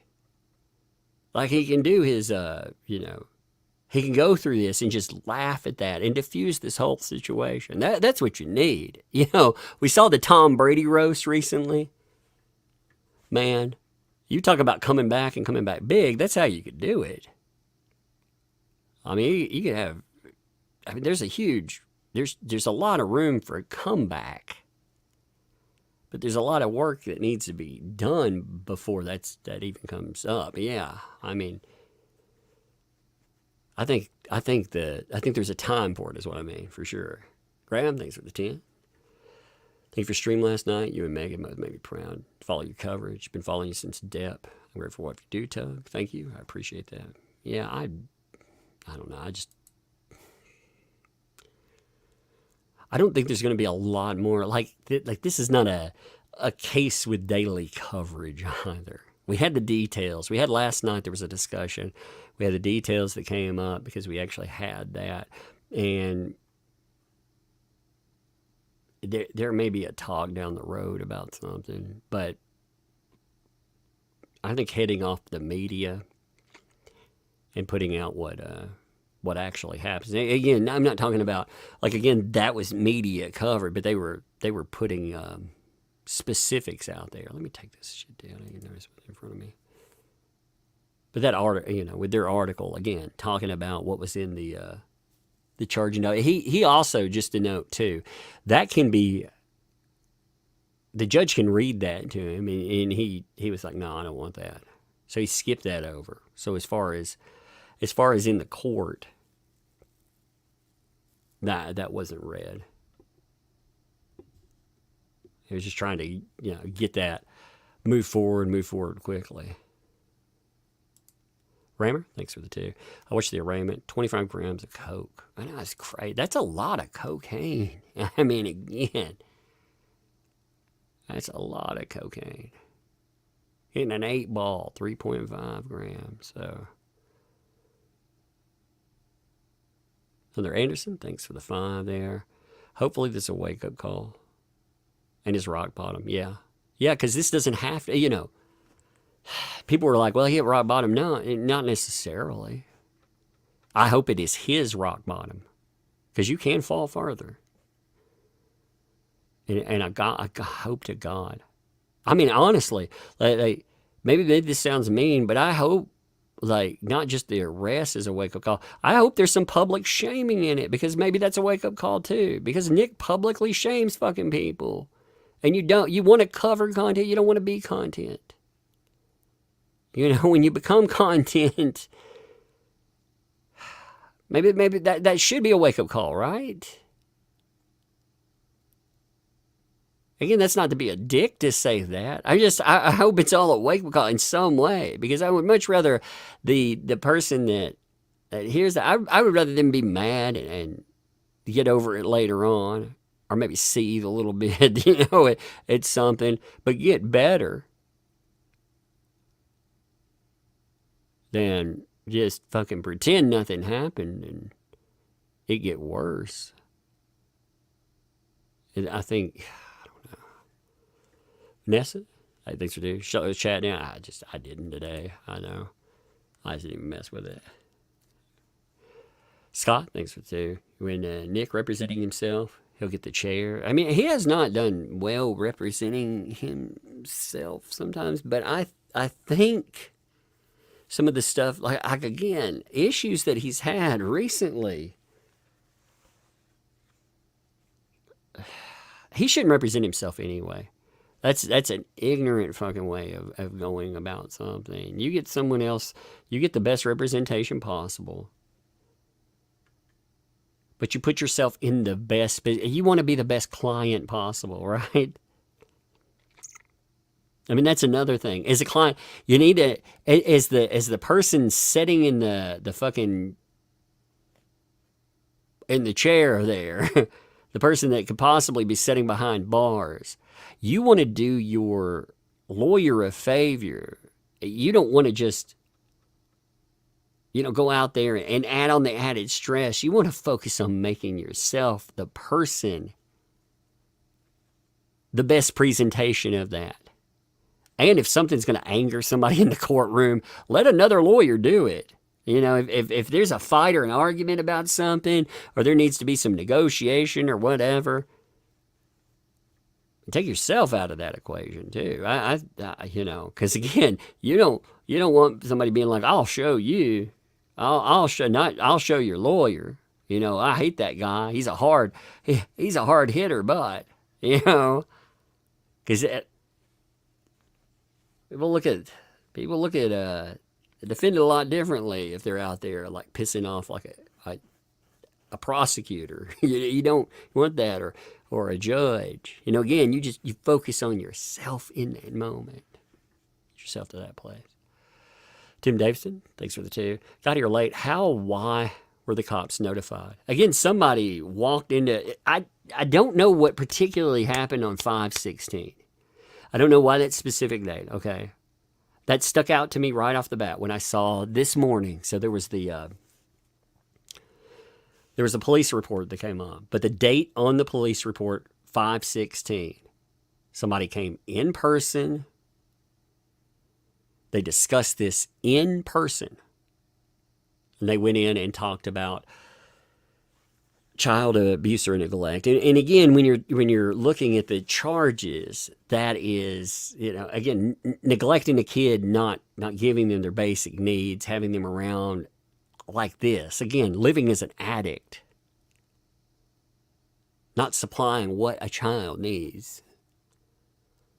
I mean, that's, again, you can't take care of yourself. So that's what's happened there. But why 5/16? I don't know if there's any particular, I don't have any reference to that as the why. So when people ask the why, I don't know. I mean, I have no speculation to that specific day.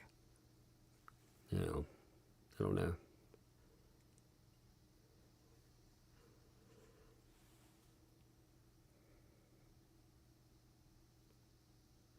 Yeah, a lot of people have said like it was the ex-husband. Again, that's speculation, though. I don't know. There was a person that went in person, though. It wasn't a call. Like, if you look at that document, it says, I'm gonna quote it. I don't have it redacted, so when I pull it up, I can't just easily refer to it. You know, and just throw it out in front of you. I just have a copy of it around. Give me 1 second here. it says in the document, though, for the short description on it, it says, have a mandatory reporting issue I want to speak with an officer about. So this is somebody, how received, there's an in-person family service is what it notes as a title. They have a dispatch entry, have a, again, have a mandatory about, and then as far as the literal, it says possible child neglect or abuse. So, I mean, have an in-person report. That's the way I take that. So we don't know. I mean, it could be anyone, though. Mandatory reporter. That's what sets up. And I don't know. Like, it depends on the place. Some places, when you say that you're a mandatory reporter, they take it seriously. Like, why are you a mandatory reporter? Because that makes it have more weight. Like if I'm a teacher or a pastor or a doctor or a therapist, I have somebody with knowledge, but mandatory, I have to report this stuff. So I have a mandatory reporter issue. So when people are talking about that, now it could be somebody that just says they're a mandatory reporter. I don't know that. I don't know how they looked into that. But I do know, again, like if as a therapist, and if you come to me and there's a potential for neglect or ongoing neglect or abuse, it has to be reported. I don't have a choice. There are penalties for me. So with that, could it have been somebody that just claimed that? I don't know. I'm not privy to that. I don't know how deep they dive into that either. But with somebody going in, typically, you don't run into a lot of people that say, hey, man, I've got this mandatory reporting issue. Folks that don't do something like that, they would typically go in and say, hey, I know about this situation or whatever. And then, an in-person report too, on top of that. It does make you wonder, again, it's somebody that's concerned. And obviously, when you look at that situation, there is something to be concerned about. I heard people being like, oh, man, somebody narked him out and stuff. And again, for pocket weight or something, again, like if you were carrying around something, I mean, you had a one-hitter in your pocket and somebody narked you out for it. And that's a lot different than you having 25 grams and guns and other shit. That's different. There needed to be some kind of intervention. There needed to be. So I'm not saying anything negative about it, but I don't know who. Hey, Rockman, is it a lot, though? Have you seen his nose? Is it a lot like a lot of freaking, like cocaine? 25 grams is a lot of drug. I mean, when you have a lot of money, too, I don't know. They're like, I want to buy and wait. But, I mean, that means you're using a lot. And the stories that I heard, again, I'm not going into particulars with this, but some of the use stories that I heard with that level of, it seems to add credibility to some of the stuff that you did hear. Again, I'm not talking about the particulars of the story, but just the level of use. You're not sitting on 25 grams and you don't have a daily, issue. You're not having a moment to moment. You're full blown in addiction there. Like you're not just partying at night or on a weekend or something like that. I'm not advocating for using that in any way. By the way, what I'm saying is, I'm saying you have a very bad problem when you're like, man, I had 25 fucking grams and I ain't got to leave every time it's on. That's a lot. That's a lot of drugs. That's a lot of drugs. Helen, thanks for the 20. I haven't watched Nick in a while. The last time I did, I thought he was out of it, but I had no idea it had gotten so bad. It's incredibly sad. I hope he gets well soon and he and his family can heal. I think a lot of people think like that. I was hoping that when we were looking at the arrest, I was hoping it was some minimal bullshit. Like, again, all the rumors about any kind of hedonism or whatever the fuck, that doesn't mean anything there. Like, to me. I mean, like, I'm coverage-wise. It means something to me in a different way. Like, I have my own standards on that. But again, I don't give a fuck what you're doing in your own life. You're an adult. I have too much stuff to try to police you. You know? But that would have been much different. You know, it would have been embarrassing. He gotten cleaned up. But if this is right, and again, innocent, I know he had a problem. You can see it, man. I've seen it enough times in a professional setting. You know what it looks like. You don't have to be a fucking professional about it to understand. But I heard people being like, you don't know about mental health. You don't know. Well, I fucking do. I do. I very much do. I'm not going to remote diagnose you. You know, that's not something you do. You'd have to sit down and talk about it. But I can tell you that you're fucking, you know, when I can hear the rocks jangling in your nose and stuff, I know that you're either busting pills, you know, or you're fucking coking, you're using coke or meth or something. And then we saw the charges there. So we had, but you know, there was so much denial to it all.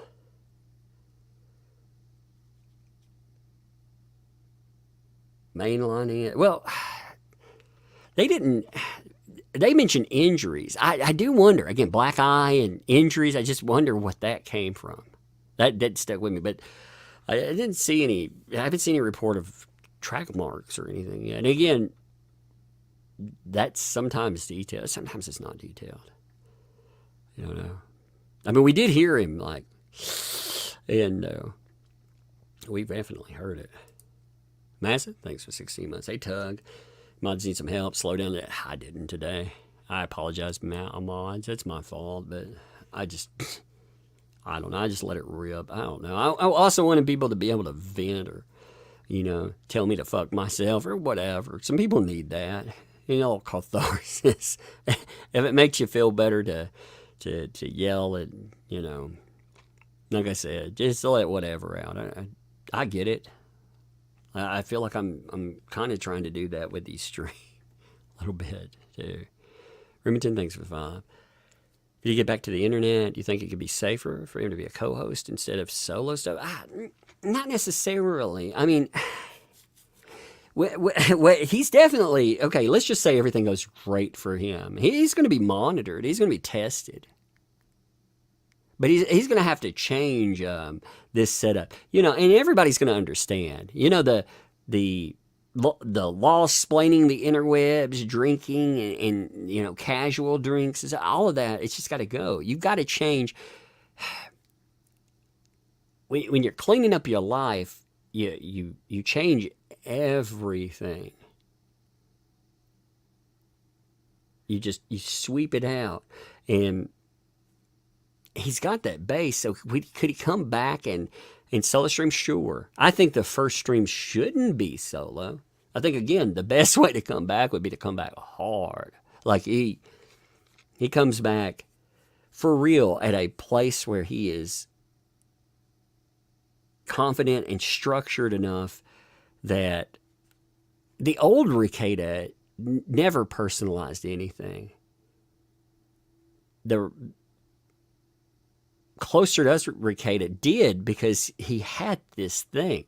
Like, if you have nothing there to, if you're confident in yourself and everything, you don't have anything to personalize. So you don't give a fuck. Like, who cares what people say about you? But if you live in that private life, if people are calling that out and be like, you know, again, pull up and all of that, I mean, it does get to you. And I think there's stressors, another thing I think they need to be swept out. But I think one of the things that it could help is to to have more people available. They'd say good streams too, just to be honest. Having people on, talk about some law. Like, go back to the roots. Go back to having fun. I mean, all of that. But again, that's a million miles from here too. I mean, again, I wish the best with it, but that is a million miles away. Let's just be honest. Like, that's, you got rehab, weeks of that. You still, I mean, again, I think, just my own personal opinion, the Monty thing has fucking gotten to be a calamity. Could he win? Sure, he could win. I don't know. I think not doing himself any favors lately, for sure. Could he win? But do you need the stress? After a little while, would it be like issue an apology or something? Man, I don't know. It'd just be like, yo, Monty, can we end this dumb shit? Because again, like, I think Monty could look at, I would be like, look, you saw me, like, fall off the rails. You won there. I'll apologize and we'll be done. And that financial consideration, everything, it's gone. Just gone. But anyway, I mean, there's a lot of stuff like that. Mid-tier man, thanks for the 20. Nick dealing with raising 5 kids, a lawsuit that isn't going well, sleep problems, vices, super recipe for disaster. I've used up the internet for a long while. It's very toxic. It's poisonous sometimes, but you know what? People got to work. This could also impact his law license. I mean, what other option might he have too?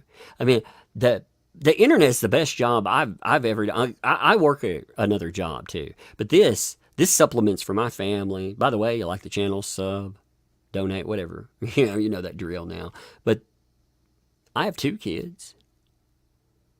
This is the best job I've ever had. It's the best fucking job I've ever had. Can it be stressful? Fuck yes. It'd be awful, but you know what?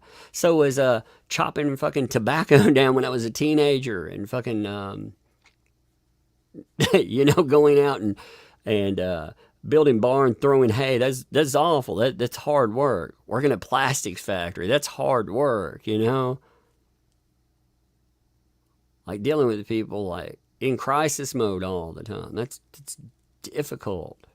With the, child abuse, that's terrible stuff. Like this is a cakewalk. Like again, I'm not saying that it's not stressful and stuff, but when people talk about the internet being like a hard job, I mean, I've worked hard jobs. I've been there, and it's a great job. It's a perception thing. All jobs suck if there's jobs. You need something you enjoy, but this is the easiest thing you could enjoy. And man, the potential to it is just, it's amazing. You could pick up a microphone and in an hour do what maybe like I live in the rural South, in an hour and a half, I might be able to do the same amount of earnings that I could make in a day. That's amazing. I'm blessed there. But it's in your, yeah, you do feel worn down. There is stress to it. But all jobs are that way. I think going in, if you work, I don't mean this negatively, but me going in, like working in fast food, that'd be horrible. That's a hard job. Waitressing, that's a hard job. Sitting on my ass and talking in the microphone is not a hard job. Now you end up, again, you internalize things and it will fuck you up. I think the lawsuit and all of that's outside of this thing. That's outside of the internet. That is totally outside of it because that's an added element. That hits you where you live. And dealing with crazy people, it does suck. But you can, I mean, that is the one that, like, not knowing, and I mean, you deal with stupid stuff like demonetization, but I mean, God. I saw discussions about like getting a contract from a place. Man, I'd love to have a contract. I mean, like I said, I feel blessed when I do that, but it's in my mindset. Know that when people get to that point, maybe they do need a moment of clarity. Go get a job and work hard for 8 hours, and yeah, you appreciate it. You get confined in an office, don't get to make your own time. Now, maybe there needs to be more structure and other things. Anyway, that's off in the weeds, but never slowing it down, by the way. I'm not slowing down. I see a few of y'all. I just didn't. Again, it wouldn't be to me. I just didn't today. That's my bad. That wasn't nice to the mods. I apologize to y'all mods. Bo, the blind lawyer explained, stays for two. Tell him glad you're here. I needed this. Thank you, man. Appreciate you. Hey, thanks for the 5. I just see the point in legally punishing drug addicts. It feels abusive and cruel. Should possession be legal?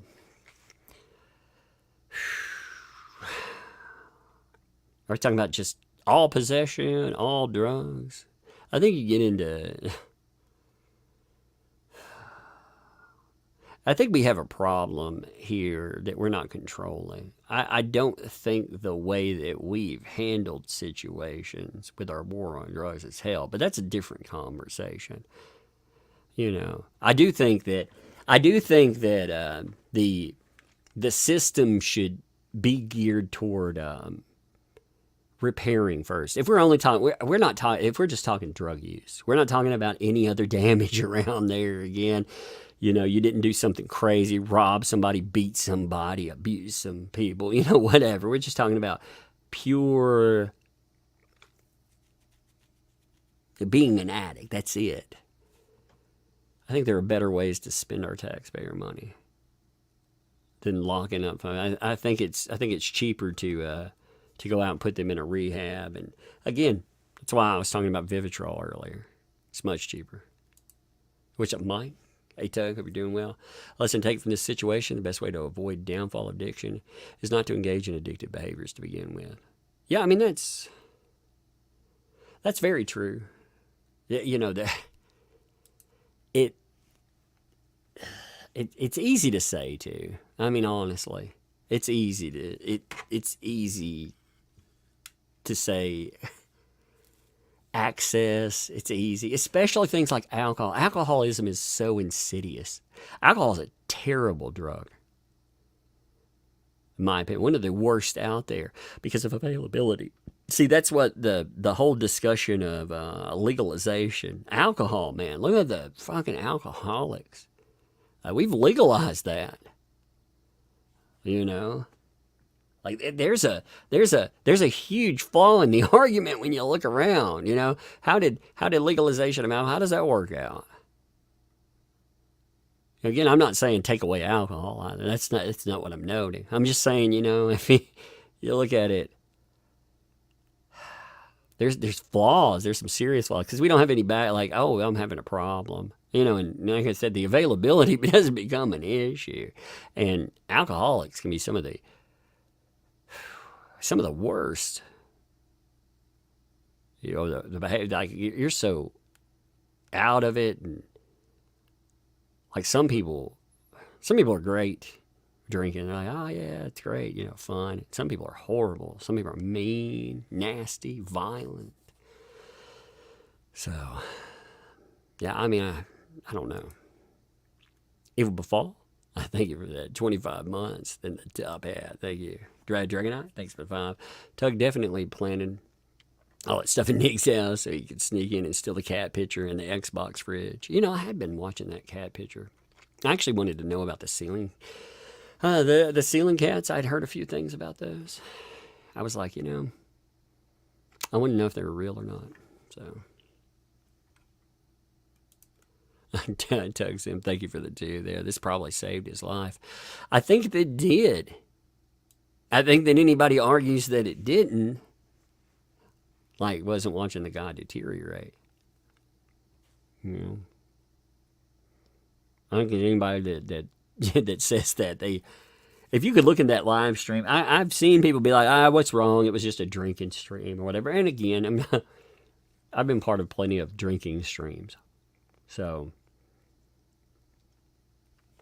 I'm not saying anything with a drinking stream, but man, when a person looks, they look like a corpse. when you're like, oh my God, the color is like, people are discussing what disease you have. Do you have cirrhosis? Like when it gets to that point, there is something majorly wrong. So yeah, I think you're right. The way this accelerates too, the amount of shit that was there. Plus, there's always the thing too, like these days, fentanyl. You got all that stuff in your home, like how much other crap is there too?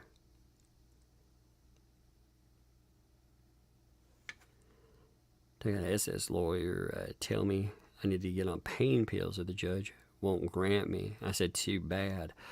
Judge asked why I'm not on medication. I explained, and he granted me Social Security and thanked me. Yeah, that's good there, I mean, I get it. Like I don't talk about this very often, but I have a placard for an issue, and I've had my own struggles. I don't judge struggles. We have them. I would prefer to like a situation like this be private. But again, the private part of this situation too would have been man dies off stream or man dies on the stream. Like it felt like it got to the point where we just pretending that we weren't watching somebody die. And the day before the arrest, I did a live stream saying that. I didn't care if fucking people... I don't care how that was perceived. If you think it was wrong to talk about or whatever, you think it was drama, whatever. I mean, we ain't going to sit there and watch a fucking person die on stream. Like, that's not... I don't want that on my conscience. And in the aftermath, I don't want it on my conscience to... I would much rather you think that I'm a dick in some way. If you looked at this and be like, oh, you need to be quiet. No, fuck all that. I would much rather you think I'm a dick than to think that I'm going to sit on my hands. It's so loud publicly now. There are a lot of people like being like, well, I'm going to be supportive, privately. I don't want to do that. I don't. I don't want to shame either. I want to be loud enough to be like, yo, I'm your friend, and it's I'm tired of watching you die, and you're fucking up, and you're gonna fuck up your family and your life. You've already gotten yourself in a bad place, but it can get better. I don't want to join in the mockery, making fun of. Like again, we can do a roast, like when he's better. That's fine. I want to sit on my hands and be like, yo. Because that apathy is almost like participation. Or maybe a head nod, being like, or maybe a shrug, I don't know. I've never seen somebody, like, you could see it in life, like personally. I've known enough people that have went down some dark roads, but and you don't see people do this live. And it put, like I said, the internet is a weird thing. Like, this is a new thing in a lot of ways. Like, how do you handle an issue like that? Like, if it were my friend in real life, I'd go over to their house and be like, yo, motherfucker, you get in there, excuse my language, but I'd be like, you get in there, you go get help. I'll drag your ass to freaking rehab.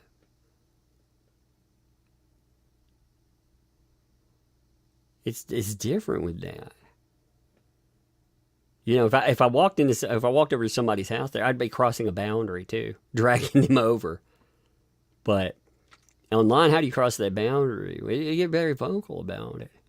And again, people have said nice things. I think many people mean it, but does a Twitter post make it better? Does it really? Again, I'm not saying it. I'm saying this to me, okay? Maybe I'm just talking to me here. Does a fucking Twitter post make it better? If I'm being like, hey, man, We love you, support you. Like if that's it. I don't mean like, does it, like, should I or shouldn't I? I'm saying, does that really make life better? No. If the person's struggling and shit, be loud. Like I said, you grab them by the ear and drag them out of their house and fucking kick them until they get in the car and take them to rehab in real life. I got a little one coming. Give me a second. What in the world are you doing? What is that? Are you dancing? That is the craziest dance I've ever seen. All right. Hey, go upstairs. I'm almost done, okay? Love you. Love you. She got broccoli? Cool. All right, go upstairs. I'll make some broccoli in a few minutes, too. Give me broccoli. We'll make you some broccoli. We will. Did you eat your chicken nuggets and stuff from our day out? Okay. My littlest is 4. She came down the stairs and she just stopped and started doing this dancing. I was saying, what in the world is that? Oh, I don't know. Like, it's always positive, too. That's good stuff to see. What's up, Stick Print? How you doing, man? I appreciate you, by the way. Thanks for the fun there. Mainstream media now have the... You can't trust these YouTubers. They're all nasty people. Yeah, that's what all the fucking assholes out there are saying, too. Like, and again, I don't care about that. I mean, I expect them all to be like that. It's just they weaponize this stuff. I expect it. I'm going to roll back and see how many of you, what you said about Twitter posts, by the way. I'm curious. You know?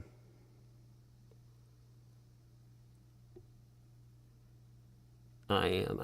It bothers me. Like, we pretend like Twitter posts make a difference, and it disgusts me sometimes. I mean, again, we note I don't mean that I'm talking about with people that have the ability to perhaps make a difference. Again, not you. I don't mean you. I mean, again, this is a thing directed at me. Just posting on Twitter, being like, man, I know you're going through things. My heart goes out to this person. If you need something, we'll be there. Like, does that mean anything? I mean, you can mean it, but does that does it do anything? Now, I'm sure, I've never heard of a person being in the full throes of addiction and being like, you know what? I read this Twitter post from that umbrella guy. And he was like, dude, you're my friend. And while I'm only allowed to type up 280 characters, I actually picked up a blue check mark so I could tell you how much I really like you and care about you. I've never heard like somebody be like, yo, that changed that just busted me out of addiction. Never heard that. One's coming, one more minute. Just give me 1 second. I'm going to mute for 1 second.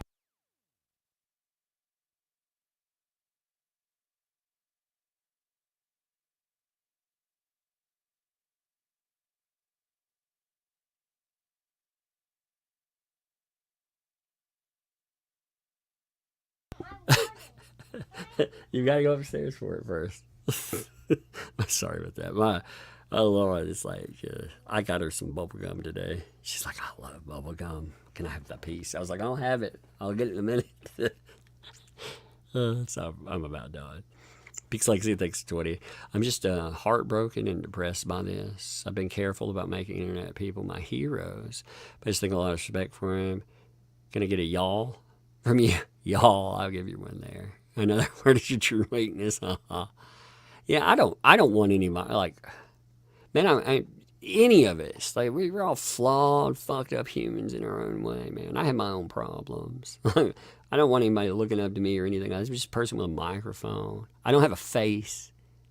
You don't see me. I'm talking pickle some days. I mean, if you hear my words and they mean something good. But yeah, never.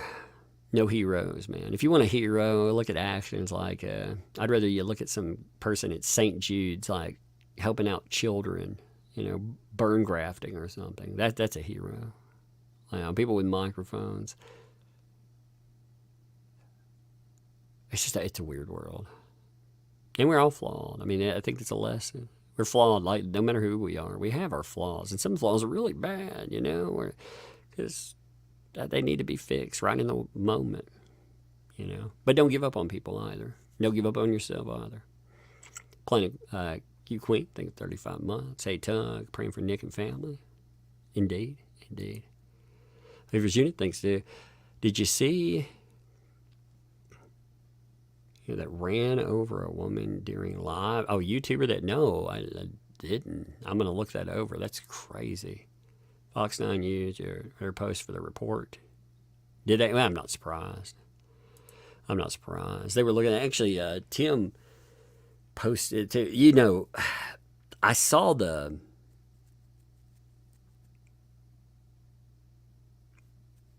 I saw the detractor channels. I don't know what you call them. Internet blood sports channels. Again, nothing negative about some of those folks.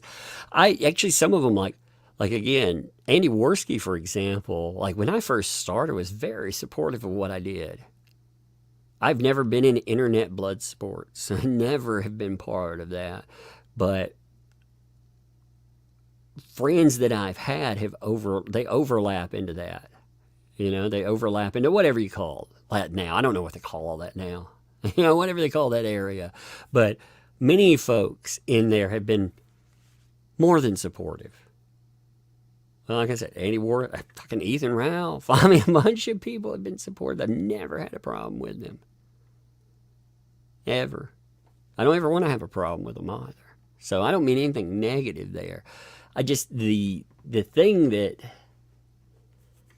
I saw with coverage is, there's speculation that comes with that. There's coverage of this happens in the moment. And again, not attaching this to anyone. I'm just saying overall. And then there's the concrete. I just want to cover like what we know for sure. Yes, there was arrest. There was this. There was that. I don't want to talk about fucking what goes like again. I want to talk about addiction. I think it's a good time to talk about it. To really talk about some other things, and again to answer some questions, because people have been like, "What about the friends there?" Man, they were trying. A lot of people tried. They tried to get it through. A lot of people people have no idea, because a lot of stuff happens behind things. I don't think it serves a purpose anymore not to like to pretend it's not happening. I don't think it helps to point and be like, ha ha ha. For me, I'm not going to do that. Again, you do you. I'm not fucking.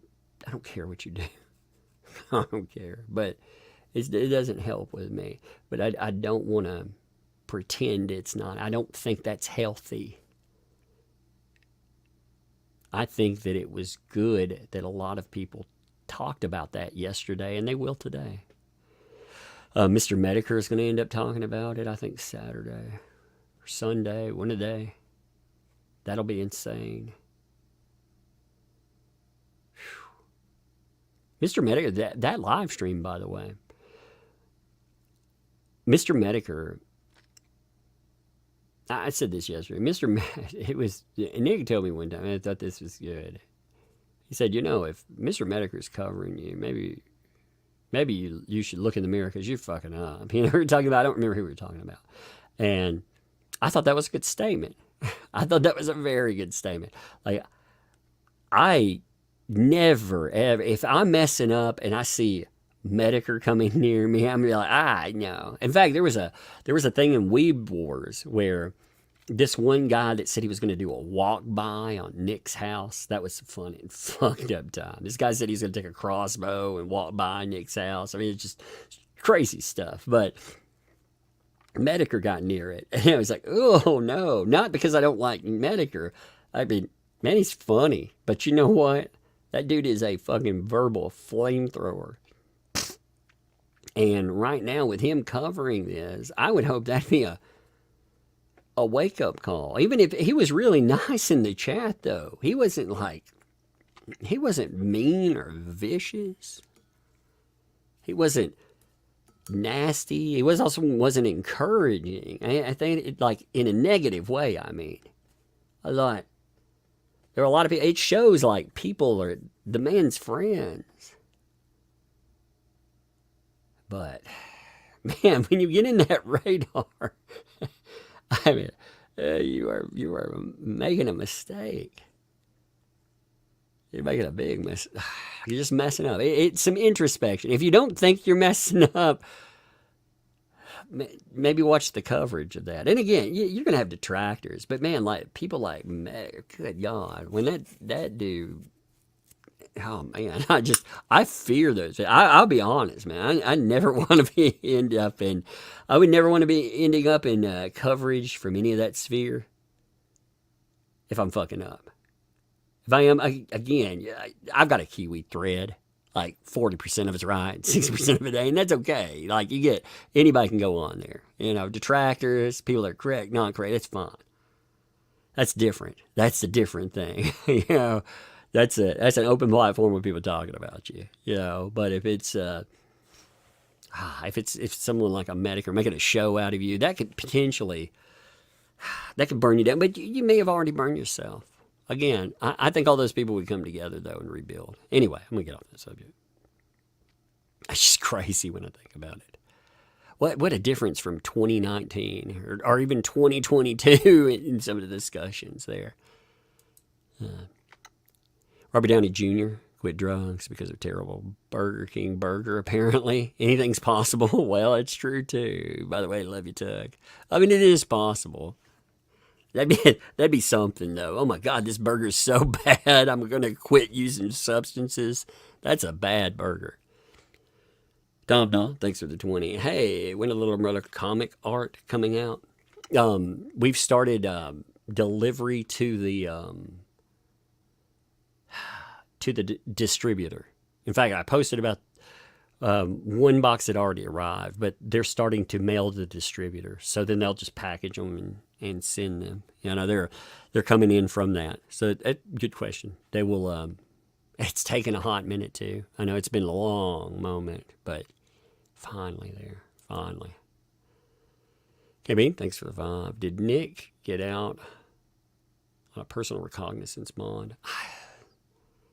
Yeah, I forget all the stipulations. Yeah, he got what was it, a $50,000? I can't remember all the how the bond set up, all the bond stipulations. Again, it's just for some reason it's slipping me. I think it was $50,000 monitoring, and I can't remember. You know, of course, you're going to have testing and monitoring, but I can't remember what else is there. It's slipping me. Somebody in the chat can, if you would note that, please. I know some of you know that, so if you'd note that, please. Look at Nate the lawyer. I'll have to check that out in a little bit, by the way, to see what's there. Anyway, I'm going to end here, okay? I've been talking for a minute. 50,000 and stay sober. Yeah. No drugs, no alcohol. See, yeah, no out of state. Of course, that's there. Yeah, he needs to hope to God that's clean. Again, stay away from the mic, stay away from temptation, but go to rehab. And again, if any message at the end of this, much love to, again, Rekieta. Like, people want him to be better, to do better. They want him to be healthy. They want his family to be healthy. They wanted to be that thing that all of us got to know back when. So, anyway, I'm done. Appreciate you.